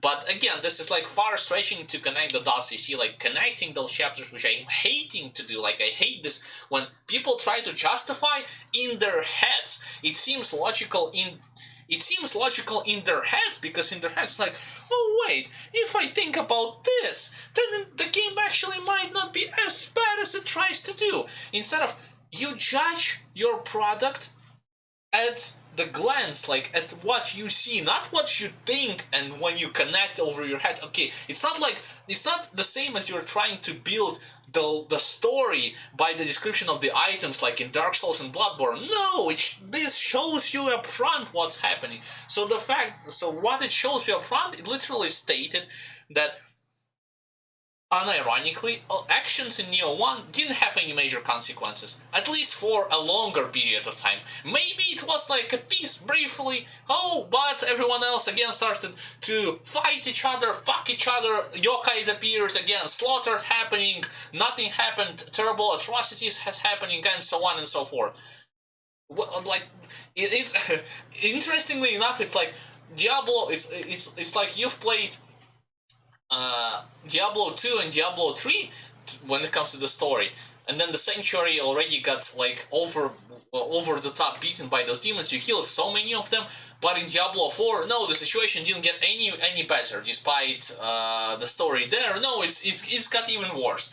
Humanity is on the constant decline. There is no like brighter future. You have to fight again.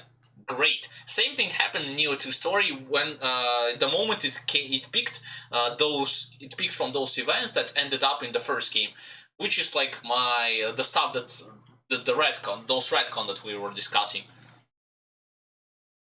Okay.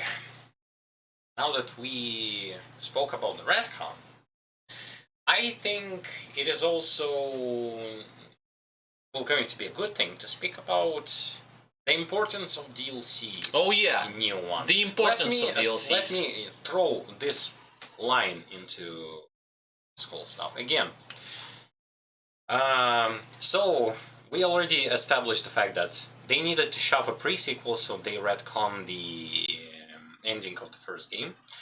Now they need to shove in the DLCs. Where are we going in the DLCs? We are going back into the past. Why are we going back into the past? Well, apparently, even though we killed the Takimaru, and it was stated that yes, we killed the Takimaru, he never reappeared anywhere. Like, this is GG for him. No, you have to go into the past timelines to get 3 power-ups for your lightsaber, so that you can kill a Takimaru in the past. Why? I killed him here in my timeline, not using those power-ups. Did you show me that he resurrected?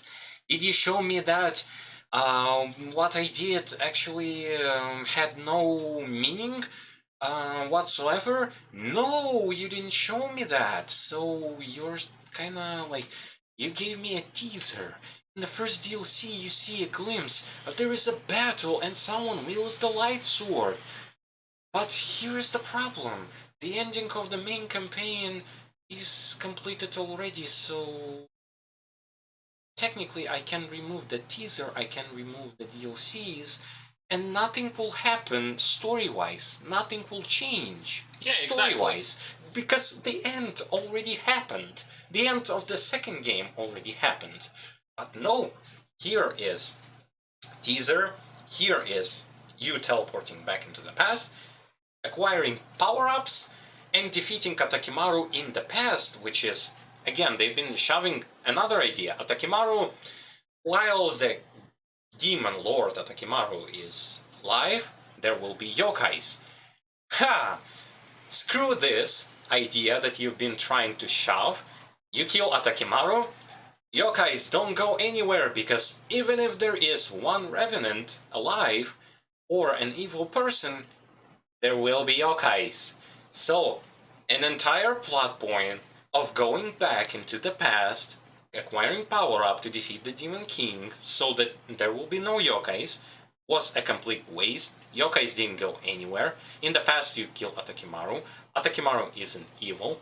It didn't do anything in your timeline, because there you already killed Takimaru and he never came back, and yokais didn't go anywhere from the past, from the present, and from the future. What's the point of this entire stuff with the DLCs, except for, I will just want to sell DLCs to the people, so here is the 3 DLCs that have shitty story that in the end doesn't even matter. It doesn't even matter. Again, like there's also, I agree with my brother. I want to add a couple more points. The problem is that even when you are going back in time, your actions doesn't have any impact on your present day, on the day where actually protagonist is living, and the other people in Japan. And in between those DLCs, you can there will be a cutscene where you can clearly see your protagonist is walking from one point to another point, and yokais, the bad yokais, are still trying to hurt him. So it's not like, oh, your protagonist is going back in time to finally get rid of any yokais, at least any bad yokais in the land. No! The same again, no major consequences, that's number one. And number two, at least when it comes to stopping those bad yokais from appearing. And number two, those, again, I cannot call them characters. Those, I will call them templates. Those templates for the characters that you meet in the DLC. Supposedly legendary people. You know how much time you spend with them, even if you complete the entirety of your DLCs, main missions, secondary missions, and other missions, barely any time at all. You don't know, you will not know their, like, in deep personality, like, what do they want to achieve, and so on and so forth. Again, they come and go. Like, legit, they, like, oh, appeared, okay, here, I'm loading a sword, well, to use the sword, you need to defeat this villain, well, bye-bye, okay. That's pretty much the whole gist of it. The only exception would be like this in the second DLC cutscenes from which we are watching right now. This yokai hunter and the mage later on. Supposedly they were the ones who ensnared or trapped ancient yokais, that being Shutendoji as well as Nine-Tailed Fox, in the grave, like underground. That's pretty much it. But even with that said, they don't really add like any severe stuff, any impactful things to the story. In my personal point of view, it's like they come and go. Again, like you're watching a filler. Okay, this happens, but does it have anything major that occurs throughout the story? Like when you're growing back in time. Not really. Does your protagonist? Okay, maybe not those characters, but does your main protagonist changes from the events that he's bearing witness to?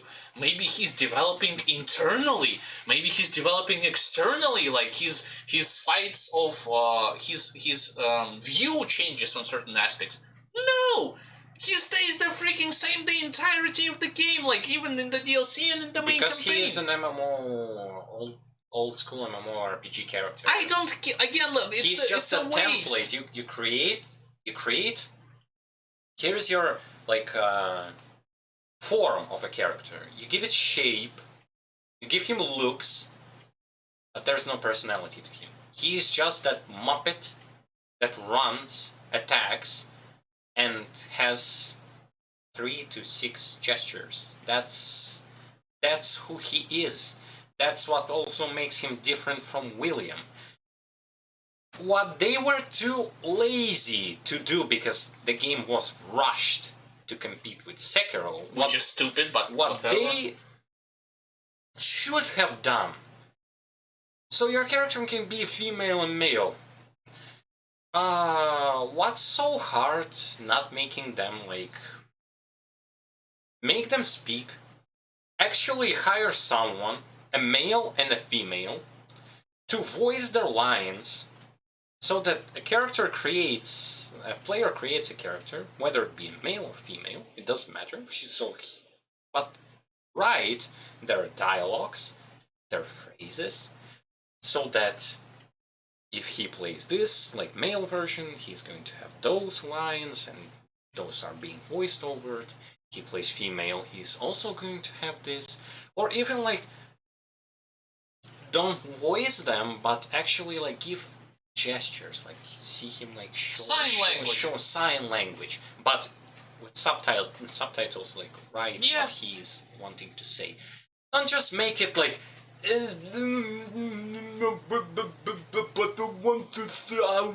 but I cannot because I am not programmed. It's impossible for me to do this. Improper action. I cannot express myself because I was rushed. I am just a puppet. I'm a robot. I can't do anything. Like it. One more year of development for this game would have been way better than just rush things up, rush everything, rush story, rush. Like I cannot believe that this is coming, the story of this and the characters are coming from the same studio that makes Nioh 1, that even though the game was not the greatest when it comes to story and characters, it stands like 10 or 15 meters above Nioh 2. It literally does when it comes to the story, it does, and the characters. And especially the main character. The stuff that I see here is unbelievable, it's dumb, and to me, it just doesn't exist. Even though I see it, I don't believe in it.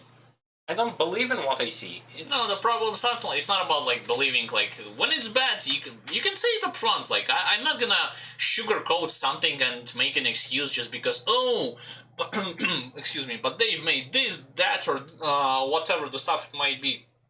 If I say something that it's bad, objectively, excuse me, but it's objectively bad, I'm gonna say it's objectively bad. I have tons of examples. I'm going to talk about some of them right now, where the same concept done better. The same freaking concept going back in time again. The pre-sequel stuff done better with multiple characters. Who would have thought that?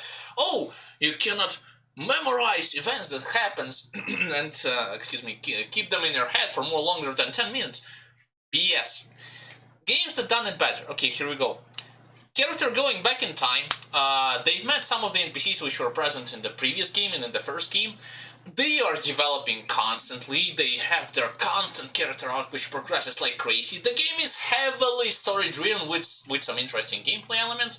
Example, Soul Reaver 2. In Soul Reaver 2, it's both. It's the prequel and the sequel to the events which happened in Soul Reaver 1. You've met tons of characters, even the new ones, old ones. They are talking with each other, they're developing. It has a freaking impact both on the previous game and in the next game combined. You're gonna telling me Nioh 2 has the balls to stand on the same level for for the Soul Reaver 2 with the Soul Reaver 2 in comparison? What a joke! Well, according to, which is funny thing, according to the defenders of this game, that this game is actually perfect in every single aspect, Nioh 2 is actually a game that literally shits on every other game, every other RPG that you're going to name. It is perfect. It is just perfection. Nice. And by the way, you mentioned about the story, about developing of the characters.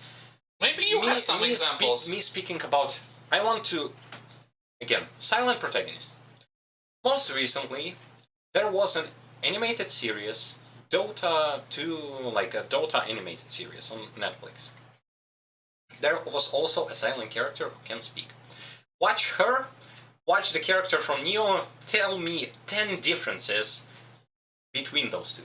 Tell me 10 differences how character from Dota expresses herself. You see the mimics, you see how she reacts, you see the emotions, you are driven to that character. I am not driven to the main protagonist of Nioh 2. I'm not. I see him as, I create, in World of Warcraft, I create a character. Oh, he runs, I control him running, him beating, I see him. Maybe you also have some of the examples of a game that does it better in terms of like the pre-sequel kind of thing. You played other JRPGs and RPGs, maybe you can name some of it on the top of my head. Off the top of your head, excuse me. Pre-sequel...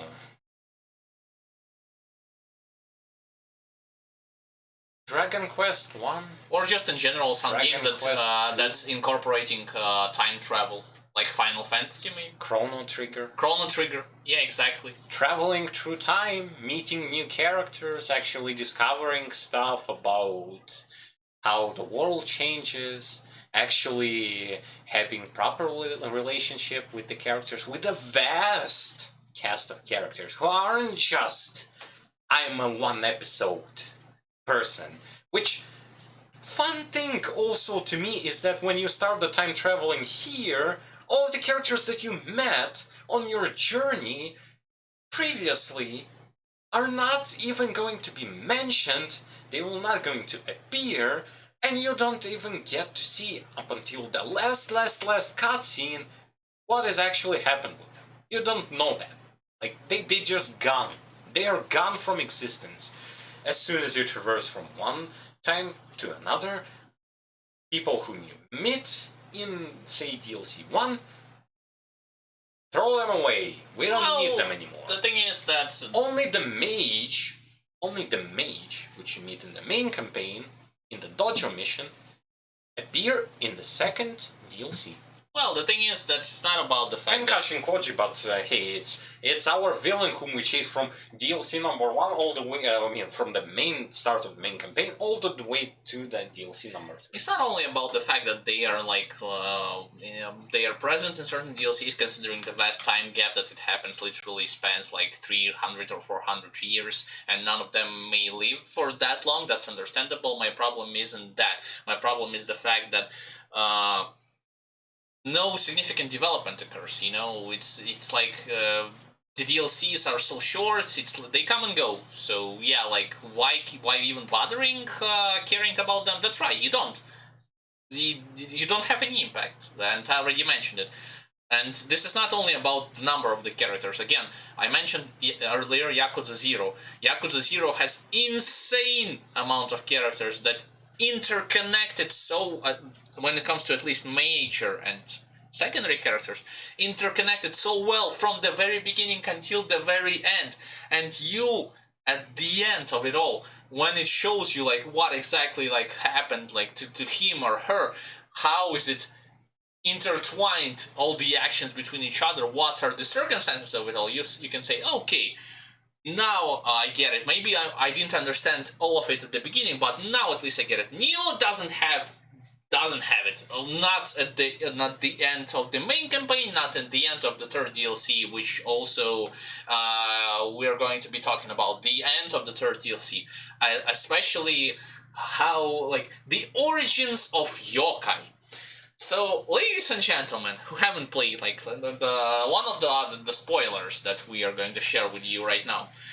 Apparently, I don't know what was in the head of the developers when they have created this.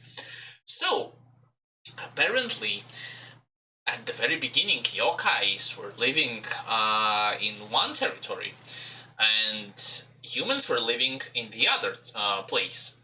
And yokais wanted to migrate from one point to another.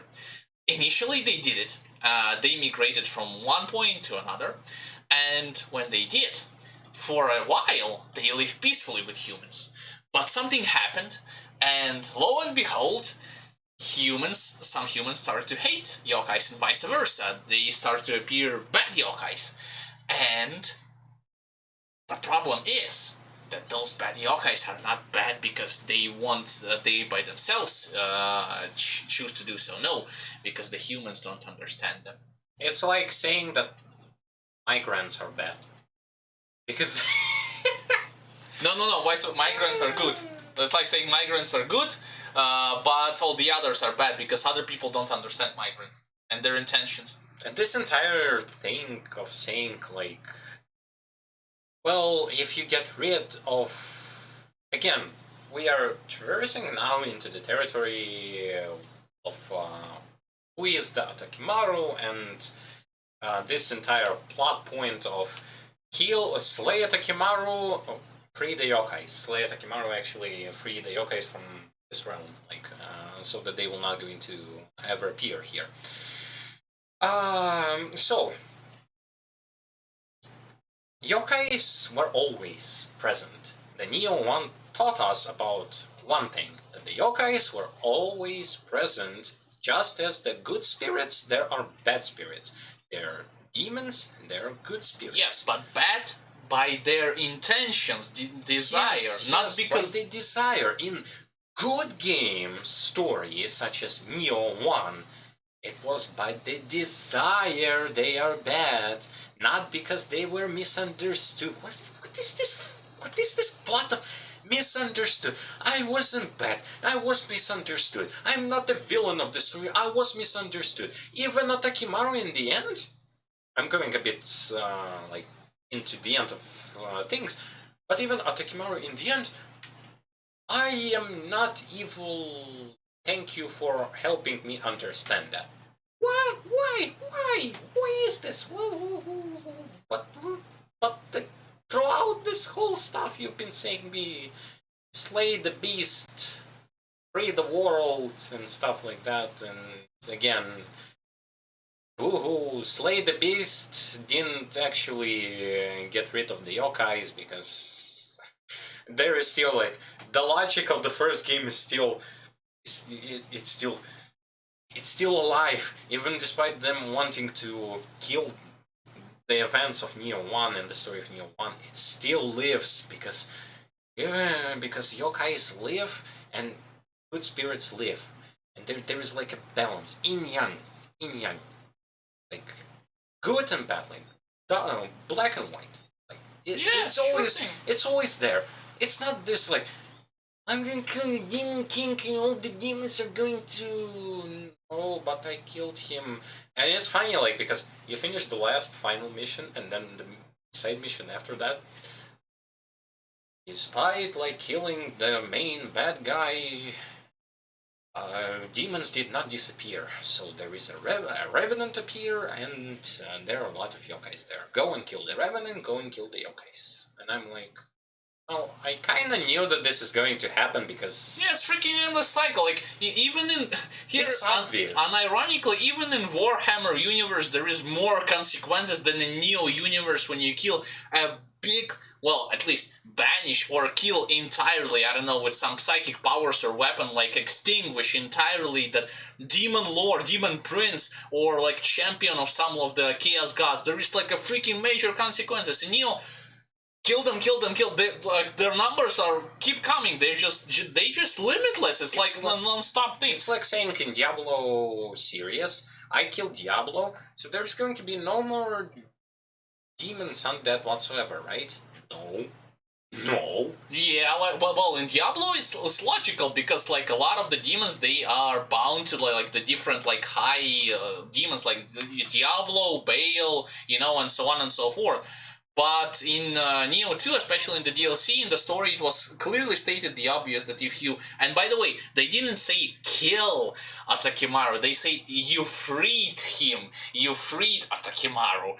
But it's not actually... yeah, you're not killing anyone, because the yokais are misunderstood. How can you kill someone that's misunderstood, per se, even though he murdered, like... in the entire populace of the village and maybe multiple cities. He was just misunderstood. Actually, yeah, come to think of it, now that I think about it, I mean, many of the... I'm a villain, but I'm not a villain. Many of those types of characters, you didn't even kill. You defeat them. Well, no. You kill. They died from wounds, but they died from wounds that main character inflicted upon them. Well, but the same like mage with Odachi was not killed by you. He was killed. Well, that's the exception. He was killed by Takichiro. But the thing is about the fact that they have clearly stated at the very end of this DLC that yeah, sure, like maybe the supposed to be like the other phrases or the wording, but then again, I'm thinking for the developers, which I'm how to improve upon the game. Yeah, the podcast edition, great. How to improve upon the game. So maybe the wording was supposed to be that you need to banish the evil version of Atakimaru, aka freeing him. Thus, the numbers of evil yokai will be dwindling compared to the numbers of the good yokais. But again, this is still bad. But it doesn't. Yeah, but nothing happened. I mean, at the very end, what happened is that Takimaru, alongside with his sister, he went to the interim, but did it had any major impact on the Japan and the overall thing that happened there? Did just yokai like vanish? What is so special about the fact that main character can transform into yokai? Even from the gameplay and the story perspective, when he fights pretty much the majority of the demons, he doesn't use that ability there. He doesn't use that. He has it, but he doesn't use that. Compare this to another game that has this, like, he's half human and half demon. Devil May Cry series, featuring Dante. In how many battles, in how many cutscenes does he actually use his demonic abilities? A lot. In a lot. He knows that he can get the upper hand or fight toe-to-toe with his enemies by using those abilities, but here, main character always tries to fight them without using that ability. Why? Why is that? Why is then this even in the game? It's like I draw horns to any random character. That's it. Well, it's not really. Here's the thing: like here, the horns appear only in some cases. You know, remember in the second DLC, because he's half. In the first DLC, he had to like pull the giant bow, and he couldn't do it by himself. He had to rely on his yokai strength to do so. Then, when he deflected the blow from Iboshi in the third DLC, in order to not get knocked off like 100 meters backwards, he had to rely on his yokai powers to do so. But those instances are like few and far in between. Like, and of course, when he traversed into the Shadow Realm, his horns like appearing immediately, which is also the indicator, which was the indicator for that Minamoto Yoneshitsune to start fighting him, because she assumed that your main protagonist is also a bad guy. But the thing that really, in the end of it all, the thing that really, one of the things that really pisses me off is the fact that they are too afraid to show the real villain because they couldn't create one. Even the Kashin Koji in the end was just an overstate, had just this overstate presence. He's just like the mage Kelpie from Nioh 1 that Kelly, yes, that overstayed in the game for far too long. That is like having him and dealing with him from the course of main game and all the way till the end of the DLCs, because they couldn't create a replacement. They couldn't create a believable villain. They tried with Takichiro and then dumped that idea. They went with Otakimaru and then made him not a villain. No one is the villain in the story besides Kashin Koji. No one is. No one. Despite so many battles, like, no one is. It's like the fairy tale, the bad in one. the end of it all, I don't like the fact that your actions don't have meaning. Your actions clearly just they do not have a meaning overall on what happens in the grand scheme of things. In the grand scheme of things, this whole journey, it's a waste. It's a wasted potential, I assume, and from the story perspective, it's a complete waste, because Nioh 1 ended, and the sequel was not needed to that. And come to think of it, after watching all those cutscenes again today, I understand that also it was entirely pointless to even have the story in this game, because in the end, your actions did nothing. Did yokai stop appearing completely? No. Did Japan became a better place? But it was already a better place in the end of the last DLC of Nioh 1. Was something unraveled? No, because, well, there was an attempt to say that if there is no Otakimaru, there won't be any demons, but then there is no Otakimaru in several timelines, and demons still exist. Then this plot goes to waste, and your actions did nothing, so going back in time did nothing, collecting all the powers did nothing, meeting those new characters did nothing. You just understood that who was the ones who sealed away those two demons, and that's it. And Kashin Koji as a villain in general, I wouldn't say he's even good. He's like the villain of Nioh 1, which was also not worse. Not good. Even worse. Even worse. So in the end of it, the only villain is the worst version of the bad villain of the first game. So wow. Maybe they were going for this concept of the villains are the humans themselves, but it was like a bad job of depicting it. From my point of view, you are your worst enemy, as the saying goes.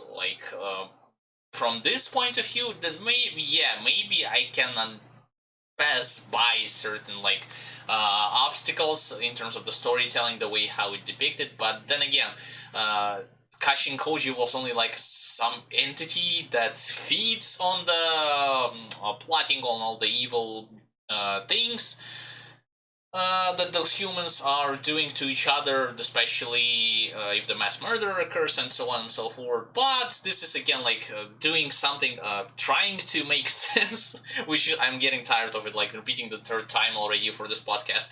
Trying to make sense from everything that is like depicted from the story, because this is supposedly that gamers have to do nowadays because developers are doing bad job of showing it by themselves. So they let gamers interpret everything that we have just discussed in the games, and it's not like I was like terribly ecstatic about the story in Nioh 1, but at least it made logical sense. It had like the clear-cut structure from the very beginning and until the very end.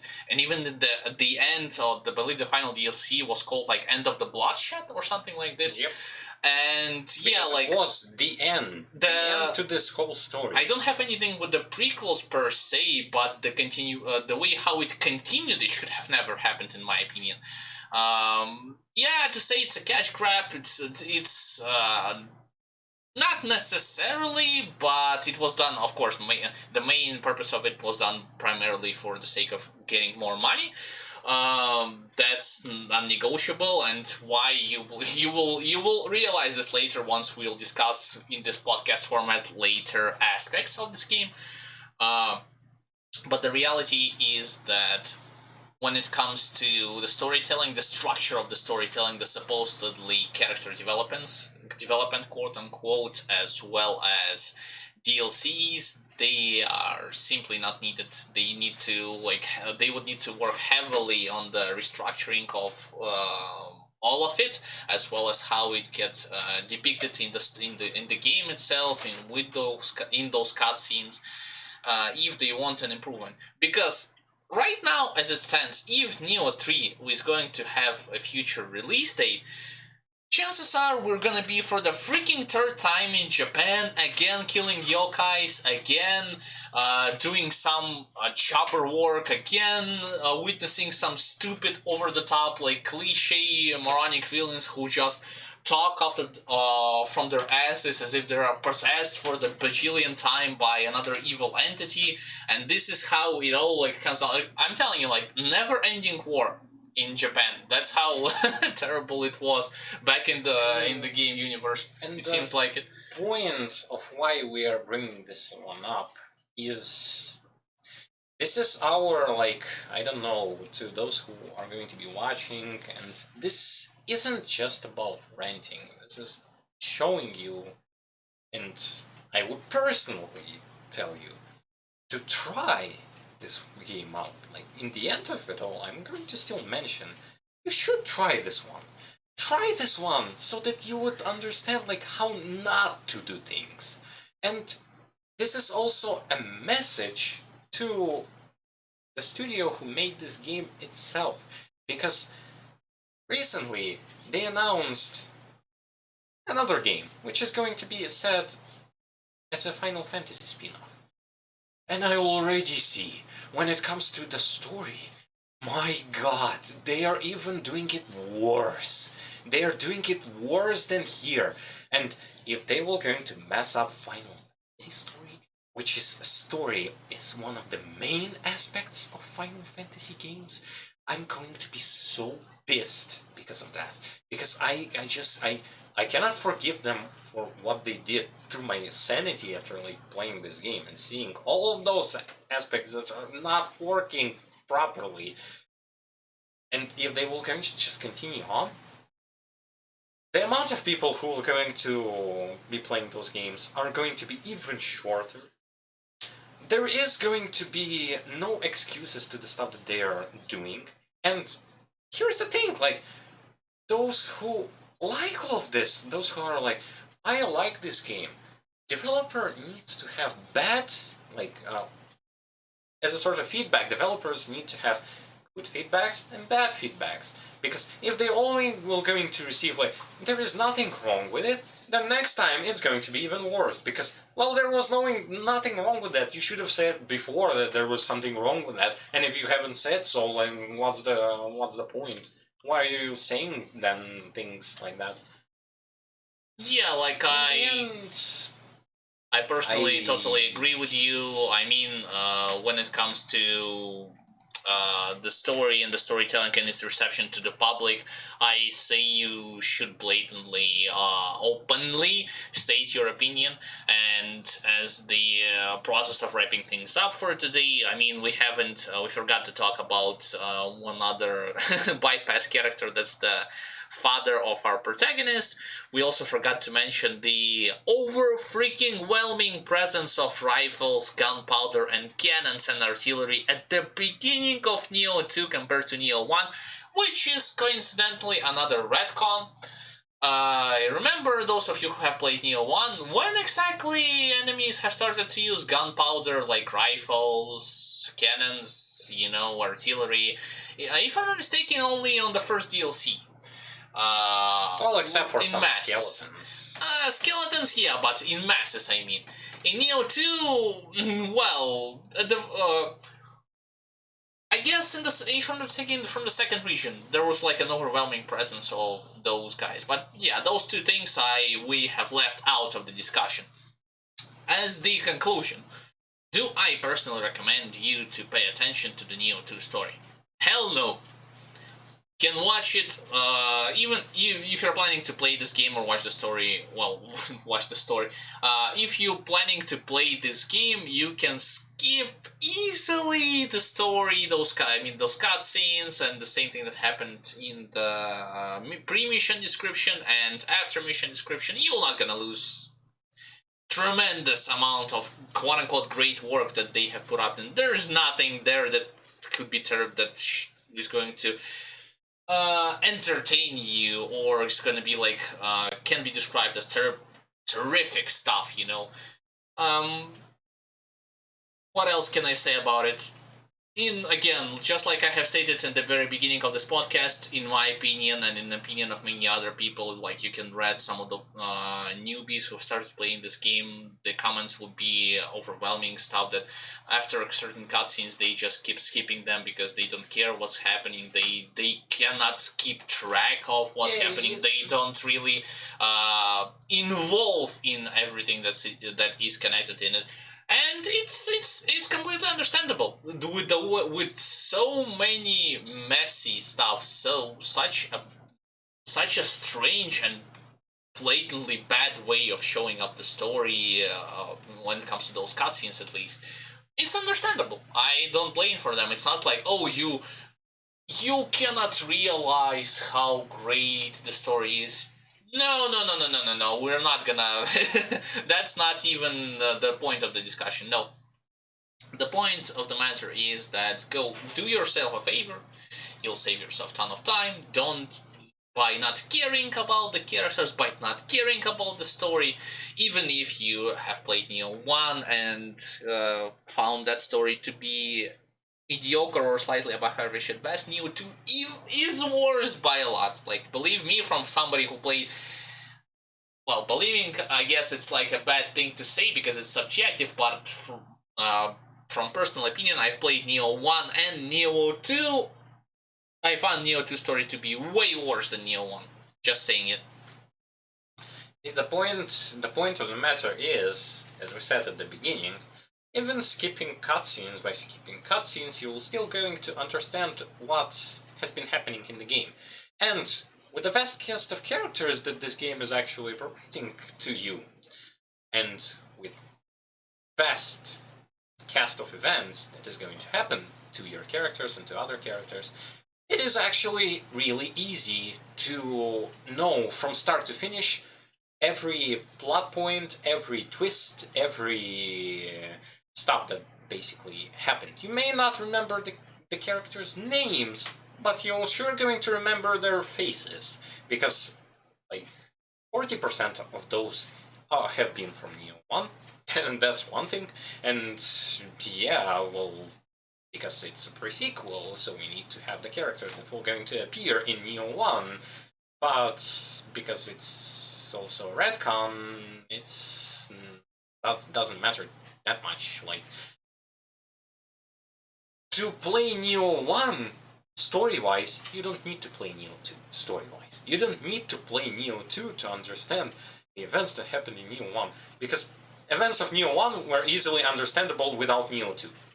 Like, it's a prequel that is not needed, story-wise. It is not needed because you understand pretty much everything. Oh, you don't understand why people, why Kelly wanted to resurrect Nobunaga and what so threatening was about him? Well, it's better for you to kind of know historically that he is this evil figure, like Demon King, mastermind, and stuff like that. Then to play Nioh 2, then understand that he is actually another generic commander who got killed off screen and didn't show anything specifically, because it leaves this bad aftertaste. Like, going back to Nioh 1's story after knowing what happened in Nioh 2 would be leave like, that tastes not fresh. Like, it smells a bit, but it's not the it's not a good thing. Yeah, like yeah, guys, this is gonna be it. Like, we've talked through a lot of the stuff that we wanted to share with all of you, main campaign wise and DLC wise, character progression, the way how it gets depicted. We didn't went through each story chapter, but this is not needed. Yeah, this is not needed. It's mostly beating the dead bush at this point. Everything that we have wanted to express, we already done so. We wanted to... Everything related to the story, that is. Yeah, everything related to the story. Because the gameplay and the other aspects... Yeah. This is for another day, but there are also problems and good things that we were going to be discussing in those sections also. Yeah, pretty much. This podcast was the first one out of many more soon to follow on the next weekend. On Saturday, to be more specific, we will be talking again about the story, but in Russian language. But on Saturday, those of you who will be tuned in, we'll be analyzing something else, like the combat system, progression, RNG, endgame. We haven't yet decided, so stay tuned for that. And I also want to say that those of you who will be watching this on YouTube do know that if you are a subscriber to us on Patreon, you will have an opportunity to watch already the second episode, so a week earlier than on YouTube.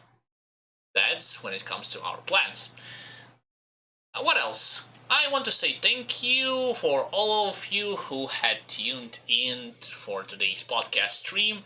I appreciate your attention and your participation. As always, all the links for the future updates that we are going to be sharing with you through the social pages that we have, like Facebook or Twitter, you'll find below in the separate tab section. Likewise, if you want to have more content related to Nioh 2 and more, like guides, playthroughs, highlights, and so on and so forth, welcome to our YouTube channel, link again in the separate tab section called MightyBrosky. You will always have something entertaining to watch while you are waiting for the next stream to occur.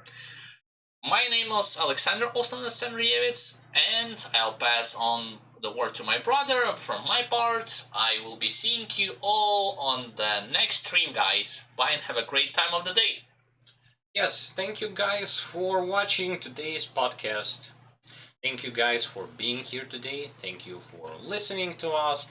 Yes, there was a lot of ranting parts, but I want you to just understand. Like, after spending to this game like more than 200 hours from my side, from my brother's side, was a bit more, we wanted to share our deep insight on this game with positives and negative things. And if there are many negative things to say, let's just expect that, like, it has to be said. Like, there is nothing bad to saying bad things that are present in the game, because if you only say good things by avoiding bad things, it isn't good. It isn't good for anyone. It's going to be like either, and I want you to understand, it's not like either it's like only rant or just licking the game's butt. No.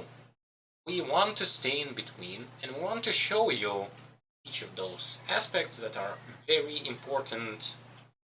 Like, basically, it's very important to how the game functions in general and what taste it gives you. Today, the aspect was the story. Next time we'll speak about something else. So if you're going to be interested to know more about Nioh 2, definitely come to the next stream. If you will be wanting to play this game, I'd say play it. Maybe you're going to like it, maybe you're going to hate it, but just play it so that it's not going to sound like, oh, they just ranting, they don't want us to play the game. Play if you want. If you want to play, see, as I said, like, to see how not to do many of things, because there are going to be things that are done well, and there are going to be things that are done very bad, and I want you to also, with us, either rediscover those things or discover them for yourself. Again, my name was Yuri, also known as Terrorlord. Have a good one, guys.